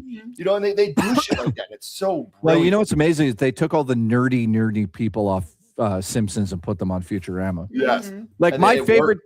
you know, my favorite thing to do is to listen to commentary tracks from Futurama and Simpsons. Oh, yeah. Dude, Futurama overtook Simpsons as my favorite, but they're both brilliant. Thank you, Artie. Did you ever watch Enchanted? I watched it and I was like, Wasn't into it. My son liked it. I didn't. Yeah, I was going to say somebody was into it. Agreed. Kenny liked it a lot. Yeah, I remember him watching it. Back to the Future is perfect. Back to the Future is Same, perfect. Jordan. That's my favorite movie of all time. What classic black and white films do we like? Night of the Living Dead obviously is up there. Nosferatu's up there. All the Universals. I like the Universals. Yes. And I just love the fact that we made a black and white zombie movie when we were kids in school. Yeah, Votech. Go get this. That might be added to it tonight. Yeah. Dude, I can't wait to hear what you guys think of this. Like, you guys get popcorn, and just like tune out everything and pay attention. Yeah. I will guys are- absolutely hit you We'll up have to tonight. watch it. And Yeah, we're gonna watch it tonight. Lock our kids out. Yep. God, I love seeing all these people talk about Futurama. God, that's so cool. Yes. Don't you forget about me, especially when he's named after his uncle to keep his spirit alive. I was like, oh man, damn it. That was so good. Mm-hmm. Juicy. I love you. What's up, Bio? Hey, Bill. There's a lot of great Futurama, right? And there's really funny, like one of the funniest things ever in a Futurama episode. They're totally doing like a Universal Monster throwback. Yeah. And Fry has to go to this castle. And so he hitches a ride on a horse and buggy. And they get there, and on the horse and buggy, he's like, I will take you this far, but no further. And it zooms out, and they're right at the front door. It's like I love that stuff. Shit like that, man. Well, you know what's really fucking crazy? To the people who are like diehard Simpsons fans, you guys would know that basically every Simpsons episode is based on a Twilight Zone episode. Oh, yeah. A lot of them are. Now, I'm just going to say the most influential series of all time now is the original series of Twilight Zone. Like, you know, even this right here, the last episode of season 1 is literally this. Obsession. Oh. Yeah. Every single fucking episode of that show you'll go, oh my God, that's from The Simpsons. Oh my God, that's Obsession. Oh my God, that's from Halloween. Oh my God, that's from blah, blah, blah. Dude, it's so influential. And you know what's crazy? The very first episode scares the shit out of me. And it's like a guy walking around an empty town. That's like that poem. You're the last person on earth and you hear a knock at your door. That's enough for me, man. I love those stories. I love them. God, I'm with you. We do love 13 Ghosts, House on Haunted Hill. We do love those. We own the 13 Ghost original one with the we have the little glasses. The glasses that you got to watch it with. We love that. Yeah. Another good one. Nightbreaker's got a good one here. Sixth Sense. Do I make her proud? The Tony Collette. That's so sad. Dude, Tony should have won an Oscar there. She should have won a Hereditary. Ever. How did she not win for a dude, right, it's embarrassing. It's embarrassing. She should have won Best Supporting Actress for her role in the Fright Night remake. Yeah. Because she made that movie so damn watchable. She's the best horror. Yeah, she's the best horror mom in the world. I hope she does the horror movie convention so she could see some of that love. Because oh my God, for sure. You know, it's like, okay, I'm just gonna say this and take a lot of hate. Indy, whatever her last name is in Obsession, she's good in the movie. Don't get me wrong. But I've seen many women before her do exactly the same thing. Possession, starting their very famous scene in the subway. But I'm not discounting what she did. But all of a sudden, because of the generation growing up, being younger, they don't think that this has ever happened in movies. But go watch her. You think this is good? Go watch Hereditary. You missed it by what, 10, 20 years or whatever it is now? But I'm telling you, this is good. I wouldn't call it the most original movie that's ever existed, but it's good. We can all be proud of it for what it did. Yeah. Well, that I can also say my movie Roly Poly coming out is also not the most original thing as well. So, I mean, all of the ideas are based on old ideas, right? Yeah. You can't really, it's about taking the right things and putting it together nowadays. Yeah. Yep. So Obsession did it in ways that we haven't seen for a very long time. Right. And good for them. I'm glad that they're getting horror. Oh. You know, anytime horror succeeds, I'm in. Absolutely, I agree. So we're up to number 2, and that's you starting us off this time, Jay. No, I only have one We left. already did 2. Yeah. Oh. So I think you. Oh, I think we started you're talking after that, so I got to do my number 2. Yeah. Okay. Yeah. Number 2 for me is a made-for-TV movie. Oh. And not only is it a made-for-TV movie, but it is my favorite Stephen King adaptation. Wait a second. Can we guess? Yeah. Does it have to do with a boiler room in the book exploding at the end? No. Oh shit. So it's Tommy Knockers or the Landeliers? Nope. Holy shit. The Stand. No. So it is The Shining. No. What the fuck? Wait, then what is it? Oh, Welcome to Derry? I don't know. I got nothing now. I'm lost. There it is. Sometimes They Come Back. Dude, I've never seen it. Oh, bro, you gotta watch this movie. So good. Oh, and here's a full circle on moment. This one too. Yeah, here's a full circle moment for me. Last week I got to interview Tom McLaughlin, and he was obviously the director of Friday the 13th Part 6. Jason Lives. He was also the director of Sometimes They Come Back, and that must have been incredible. Important. And I told him what that movie meant to me, and he's like, "Are you being serious?" And I'm like, "Tom, like I'm not joking. This movie has had a huge impact." I was like, "You can go on our channel and you can watch our top 10 Stephen King adaptations that we filmed a couple years ago, and you will see this was number 1." Yeah. This movie showed me that inanimate objects can be the scariest thing in the world. I had no idea, dude. Dude, there's a part where they're watching TV and it's like a home video, and it's the two brothers playing. I'm not going to spoil anything, dude. Because it's free on YouTube. You gotta watch it. And he looks at the camera and just gives this terrible one-liner to the camera, and it scared the shit out of me. I'm not going to give any spoilers. All I'm going to say is that's my number 2. Sometimes They Come Back. And real quick, I got to give a shout out to Levi, watching right now. He's 9. I guess he likes the channel. Levi, thank you for watching, dude. We hope that you love it. Watch all the horror you can, man. We love it, and I'm glad that you're watching the show, buddy. Thank you so much for watching. That's awesome. Yeah. So you want to give your number 2, babe? Yeah, my number 2 is Halloween 78. This is something that's very nostalgic for me. I used to watch it with my dad all the time. God rest his soul. Like he's one of the reasons that I love horror so much. He was that goofy guy that would dress up like Michael Myers and like go around town and scare people. Like my love for horror really stems from him and like the time I got to spend. And that's Halloween 78 is very important to me because of that. So your number 2 Yeah, was go ahead, talk shit. No, your number 2 is Halloween, right? Halloween 1978. Jesus fucking Christ! No one gives a flying fuck! But you had Jason Goes to Hell. Like, you have no room to talk. at all. Oh, you smart ass bastard. All right. So those are our number 2s. Man, this is so much fun. I don't want this to end. Talk about tearjerkers. Sometimes they come back as a couple. Oh yeah, for sure. Yes, it does. Well, dude, I'm looking it up right now. It's one of those movies that I think I remember the cover. You know, like this classic cover. Oh, you can't see that. The classic cover. 3 greasers by the car. Yeah, this one red in the here. background. Yeah, that. Yes, dude. Oh, I remember so the good. fucking VHS of that, and I think I obviously seen the film. I just don't remember it. Yeah. Oh, dude, it's such an influential movie for me. And like I said, we'll talk to you about Carnival of Souls, and you got to talk to us about Sometimes They Come Back. Yeah. Because like I said, when we're done here, we're going right to our bedroom to watch Carnival of Souls. Like we're watching that right when we're done. Sometimes They Come Back again. Oh no, they made a sequel. Oh no. Yeah, I can't imagine. They made 3 of them. They also have Sometimes They Come Back for more, and none of them have anything to do with the first one. So, Right. yeah, that's stupid.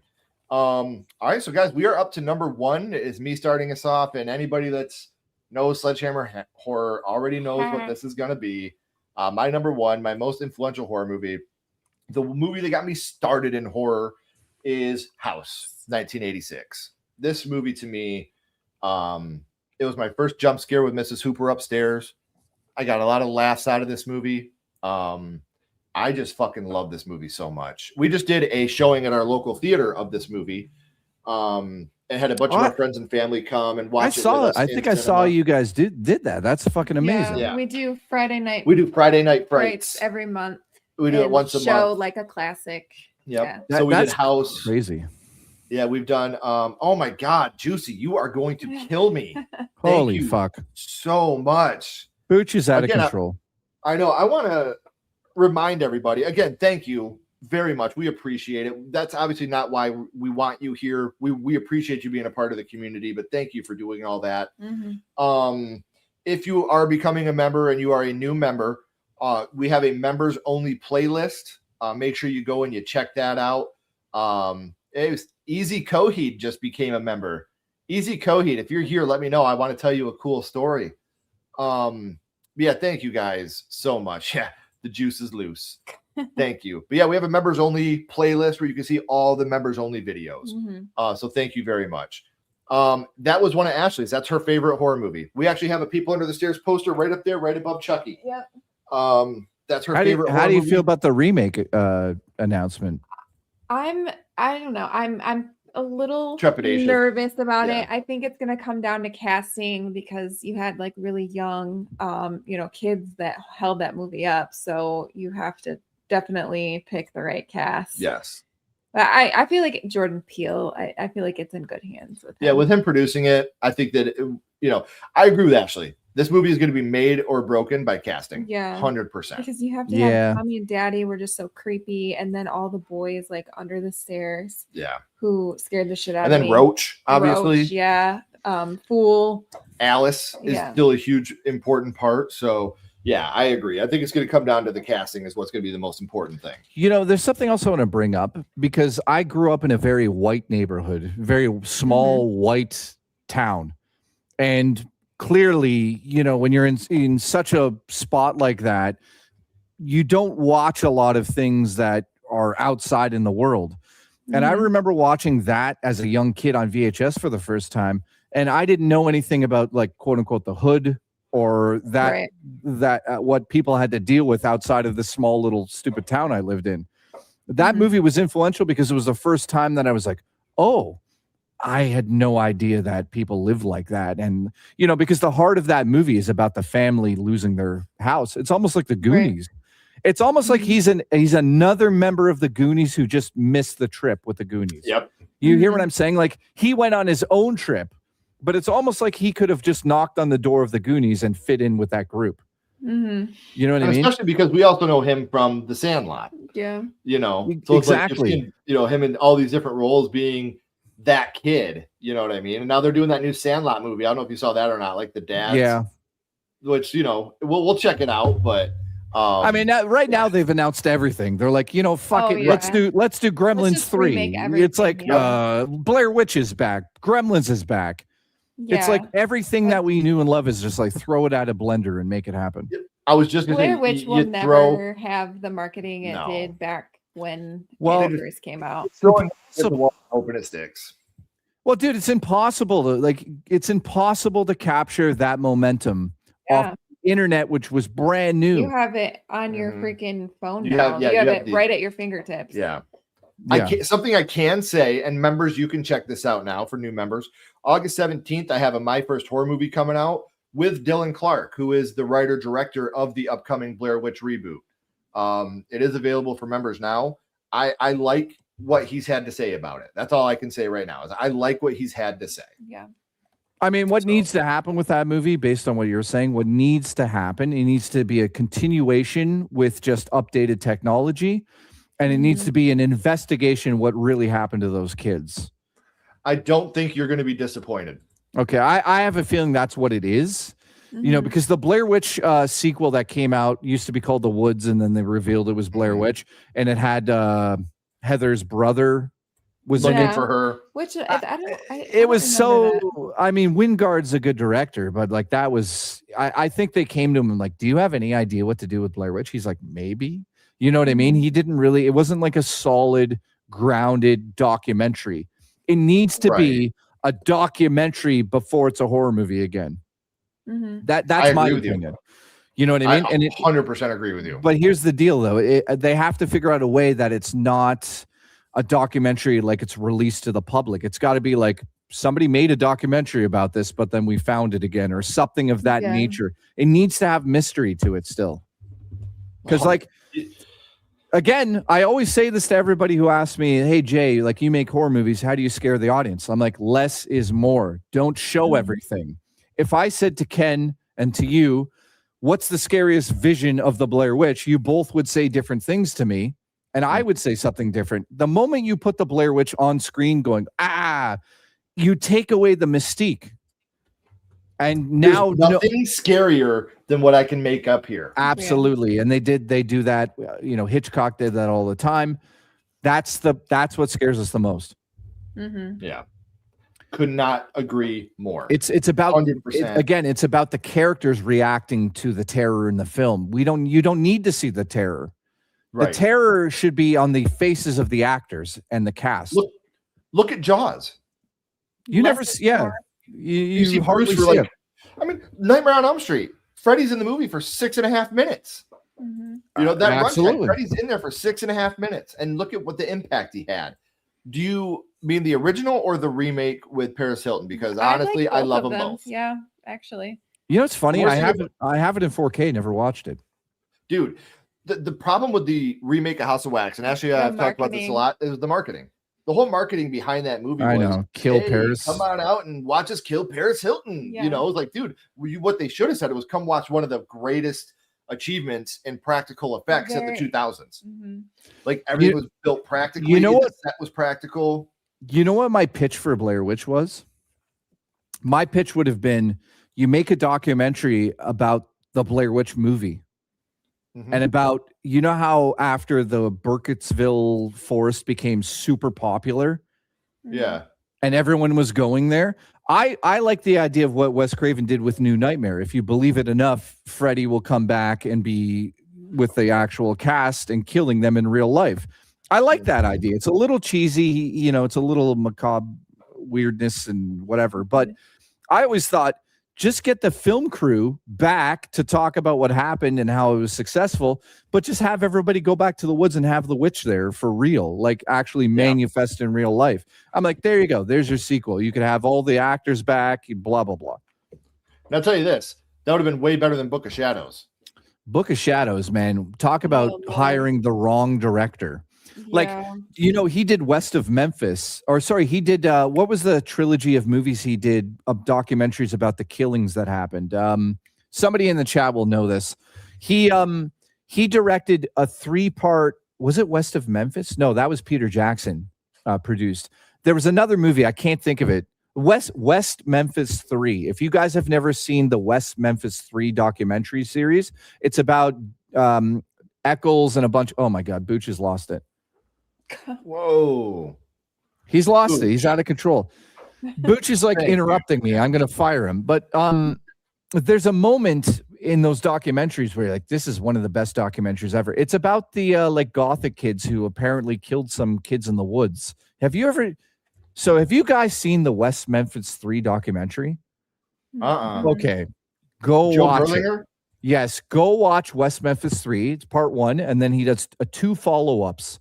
And it's about a true crime case about these kids that were lured into the woods by these Gothic guys who killed them. And the Blair Witch was kind of based on that. That's why they hired this director who directed those to be the director of Blair Witch 2. It's supposed to have like a documentary. I will guarantee if you guys sit down and watch the first one, you will not wait to watch the second 2. They were in jail, dude. They were Damien Eccles was his name. He's in jail for like 20 plus years. And guess who got him out of jail? Eddie Vedder, Peter Jackson, Johnny Depp. Go watch it. You're going to go down a hole on this and be like, holy shit, how did I not know about this? So did they not do it then? Don't tell me. No. I want to watch it. Go fucking watch it, and it'll be so riveting to you. And then after you watch the West Memphis 3, watch the other one made by Peter Jackson. He did a documentary too about their release. Okay. And I guarantee both of you will be like, holy shit, how did we not watch this? And guys in the audience, if you've never watched West of the Memphis 3, West Memphis 3, it's one of the best documentaries about a true crime that actually took place. It's heartbreaking, it's riveting, and it's about corrupt police. It's about this one woman who stood by her boyfriend's side for 20 plus years to get them out of jail because they had death sentences on them, essentially to rot, and she got them out of jail. It's fucking insane. It's insane. And they did it with the help of Eddie Vedder, Peter Jackson, and Johnny Depp, and Marilyn Manson. And guess what? It has an incredible ending, but it's still heartbreaking. Oh, yeah. Anytime anybody loses everything. Mm-hmm.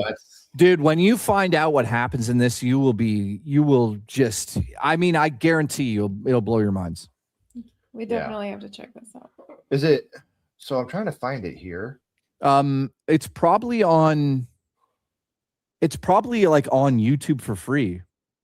West Memphis 3. It's probably for free on YouTube or Tubi. There's 3 of them because it was so influential at the time. So let me look at West Memphis 3. The wrongful conviction case. That's what it's called now. There is 3 movies you guys will have to watch. I feel like this is like, I don't know, like bringing up, like, did they do like a real? Oh, wait a minute. I'm actually fucking up the name. It's called Lost Paradise, The Child Murderers of Robin Hill. That's what I was, okay. And then it's called Lost Paradise 2 and Lost Paradise 3, Purgatory. Go watch those 3. I guarantee you will not be able to go to sleep and you'll be like, why don't we watch part 2 and part 3? It's so good. It's insanity. It's so good. And then West Memphis 3 was made later with Peter Jackson. Oh my God. Now I'm going to show you something crazy. So Damien Eccles, who's the main kid who they said who killed these children, he was apparently influenced by this book in my hand right here, which, by the way, I'm not reading it. It's for props for the film. But this right here, the Satanic Bible, just go watch this and it'll all make sense to you. I guarantee you guys will be mind blown. Was there an episode like on Unsolved Mysteries or something like this? Yes. It's I like, swear, like this is ringing a bell. Like I okay, so remember. listen to this. And I know that, Ken, you'll appreciate this.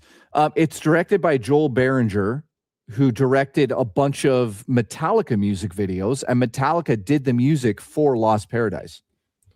Wow. It was an HBO series. You got to just go. I'm not going to keep talking about it. Go watch it.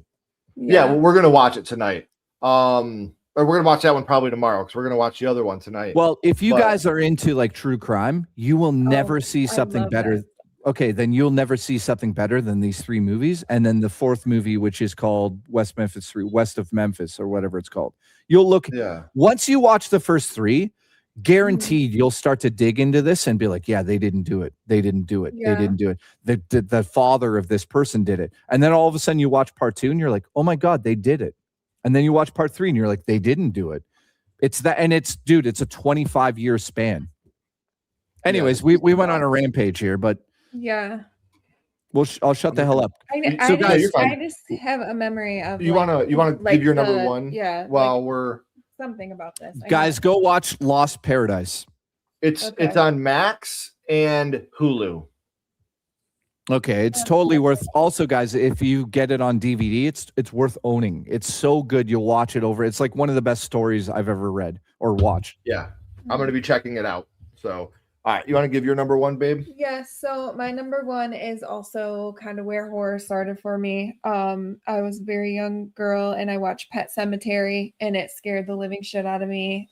Watching the boy die, Zelda, oh the my sister, God, scared me. And I just remember loving the feeling of anxiety, and I feel like that's really where horror, like my love for horror started. And I was like 8 or 9 years old.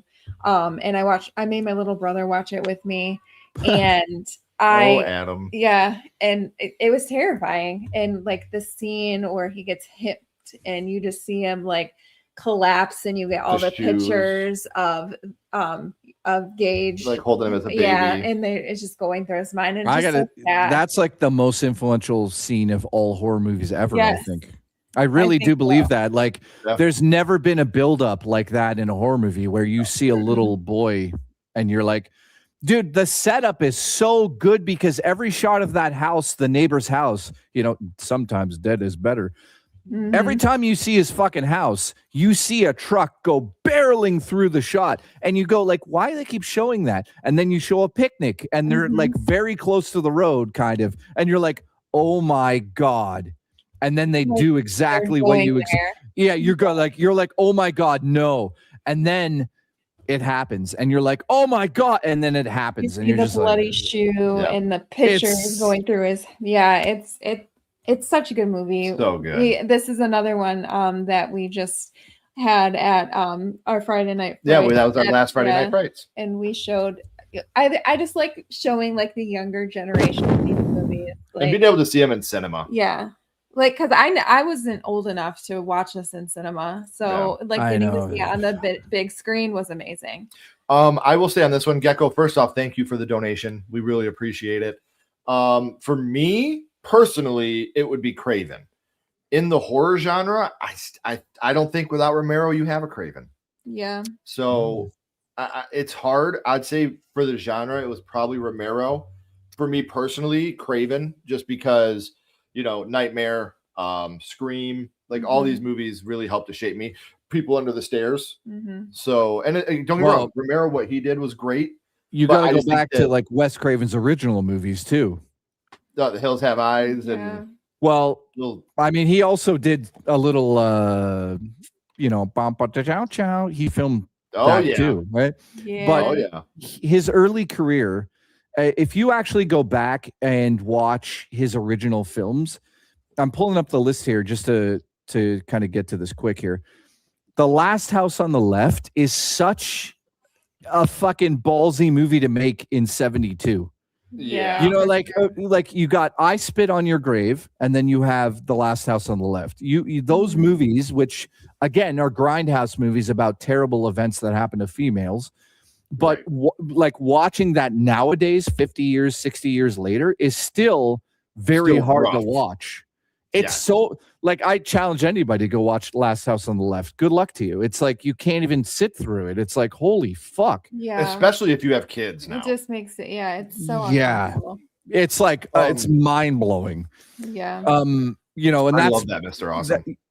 You know, what's funny is that's a Hallmark release, and you know, that was a huge production company out of the back in the day. But if you look at like, I'll answer it quickly. George Romero, he made zombie movies, right?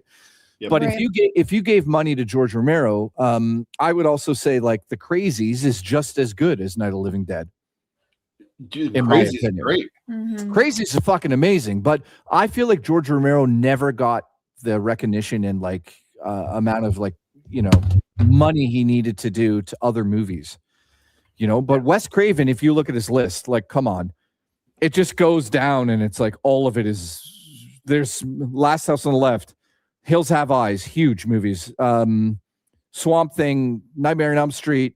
It just keeps going, right? Serpent and the Rainbow, The People Under the Stairs, New Nightmare, Scream 1, 2, Heart of Music, which is not even a horror movie, which I believe won Oscars. It's like he can do whatever he wants. Red Eye, and then Scream 4. I mean, I can't believe he's dead. I used to talk to Wes Craven on his website in 1992 called Wes's World. You could go onto a message board, and he just started the website. And because of him, I talked to Robert Englund and him on their websites, on the message boards. It was fucking mind blowing. Yeah. That's on so like on a 56K modem. Dial up internet. Yeah. Like, dude, how it used to work was the message board would be up, but secretly it was like an email service kind of. So you'd leave Wes Craven a message, and he would literally email you back. Huge paragraphs too. I remember talking to him about for like 7 or 8 messages back and forth in like 1992. So fucking rad. I've tried to find people who did that with me. I can't find a single person that ever went to his website. It was called Wes's World. Yeah. That's so sick. Yeah. God, I miss that, man. Yeah, that was a tough Paranorman. one. Yeah, I cried for that one. You got yours now, right? She gave hers. I did mine. Yep. It's yours. I gave mine. Mine was House. Mine, The Changeling. The Changeling. So not only listen, I'm as smart as Martin Scorsese for a second because he calls it his stupid horror movie. Man. George C. Scott. Let's just get this out of the way. I'm probably going to get hate for this by saying Exorcist 3 is just as good as the first Exorcist. It's better. Well, maybe I would say that. I need to watch them again. It's been a few months, but Exorcist 3, George C. Scott. George C. Scott was such a fucking man's man in the movies back in the 70s and 80s. And in this movie, it literally is the reason why movies like The Ring exist. Mm-hmm. Because essentially The Ring watched this, the guys watched this and were like, oh, we can make this into a Japanese horror movie. Or sorry, I would say more or less the American version of The Ring really ripped this off hardcore. How many times has the ball scene been parodied or mimicked? Or, you know what I mean? It's one of you talk about the Gage scene. That scene right there is one of the biggest scenes in horror history. Absolutely. I mean, in this movie, there's a scene where he goes to a house and they rip the house apart and discover a well, which is under it, which is literally The Ring. The Ring. You know what I mean? It's like The Ring right there. And also movies like Shutter Island, huge inspiration came from that to this, right? And Jackie is in that movie as well. He's incredible there. Also, Ted, the guy that played Buffalo Bill, is also in Shutter Island. He's so fucking intimidating in Shutter Island, but I'm going on a side here. So long story short, if you've not seen The Changeling, the original, it just came out in 4K a couple of years ago. This is just the Blu-ray. But I would pick this up flat out because it is, again, my most influential film, especially for the movie I'm making right now. Huge elements out of this because this taught me that less is more, but also it taught me about like Gothic, huge fucking set pieces. You know, up until that point, what have I seen? I can't even recall a lot of it, right? The mansion in this movie is like fucking insane. Yes. They definitely, what I love about that movie too, like you're talking about, not only is it influential, it wears its influences on its sleeve, because you can definitely see a Hammer horror influence in The Changeling. Oh yeah. I mean, it's like any movie that has a haunted house in it after this came out, they're ripping this off. Oh yeah.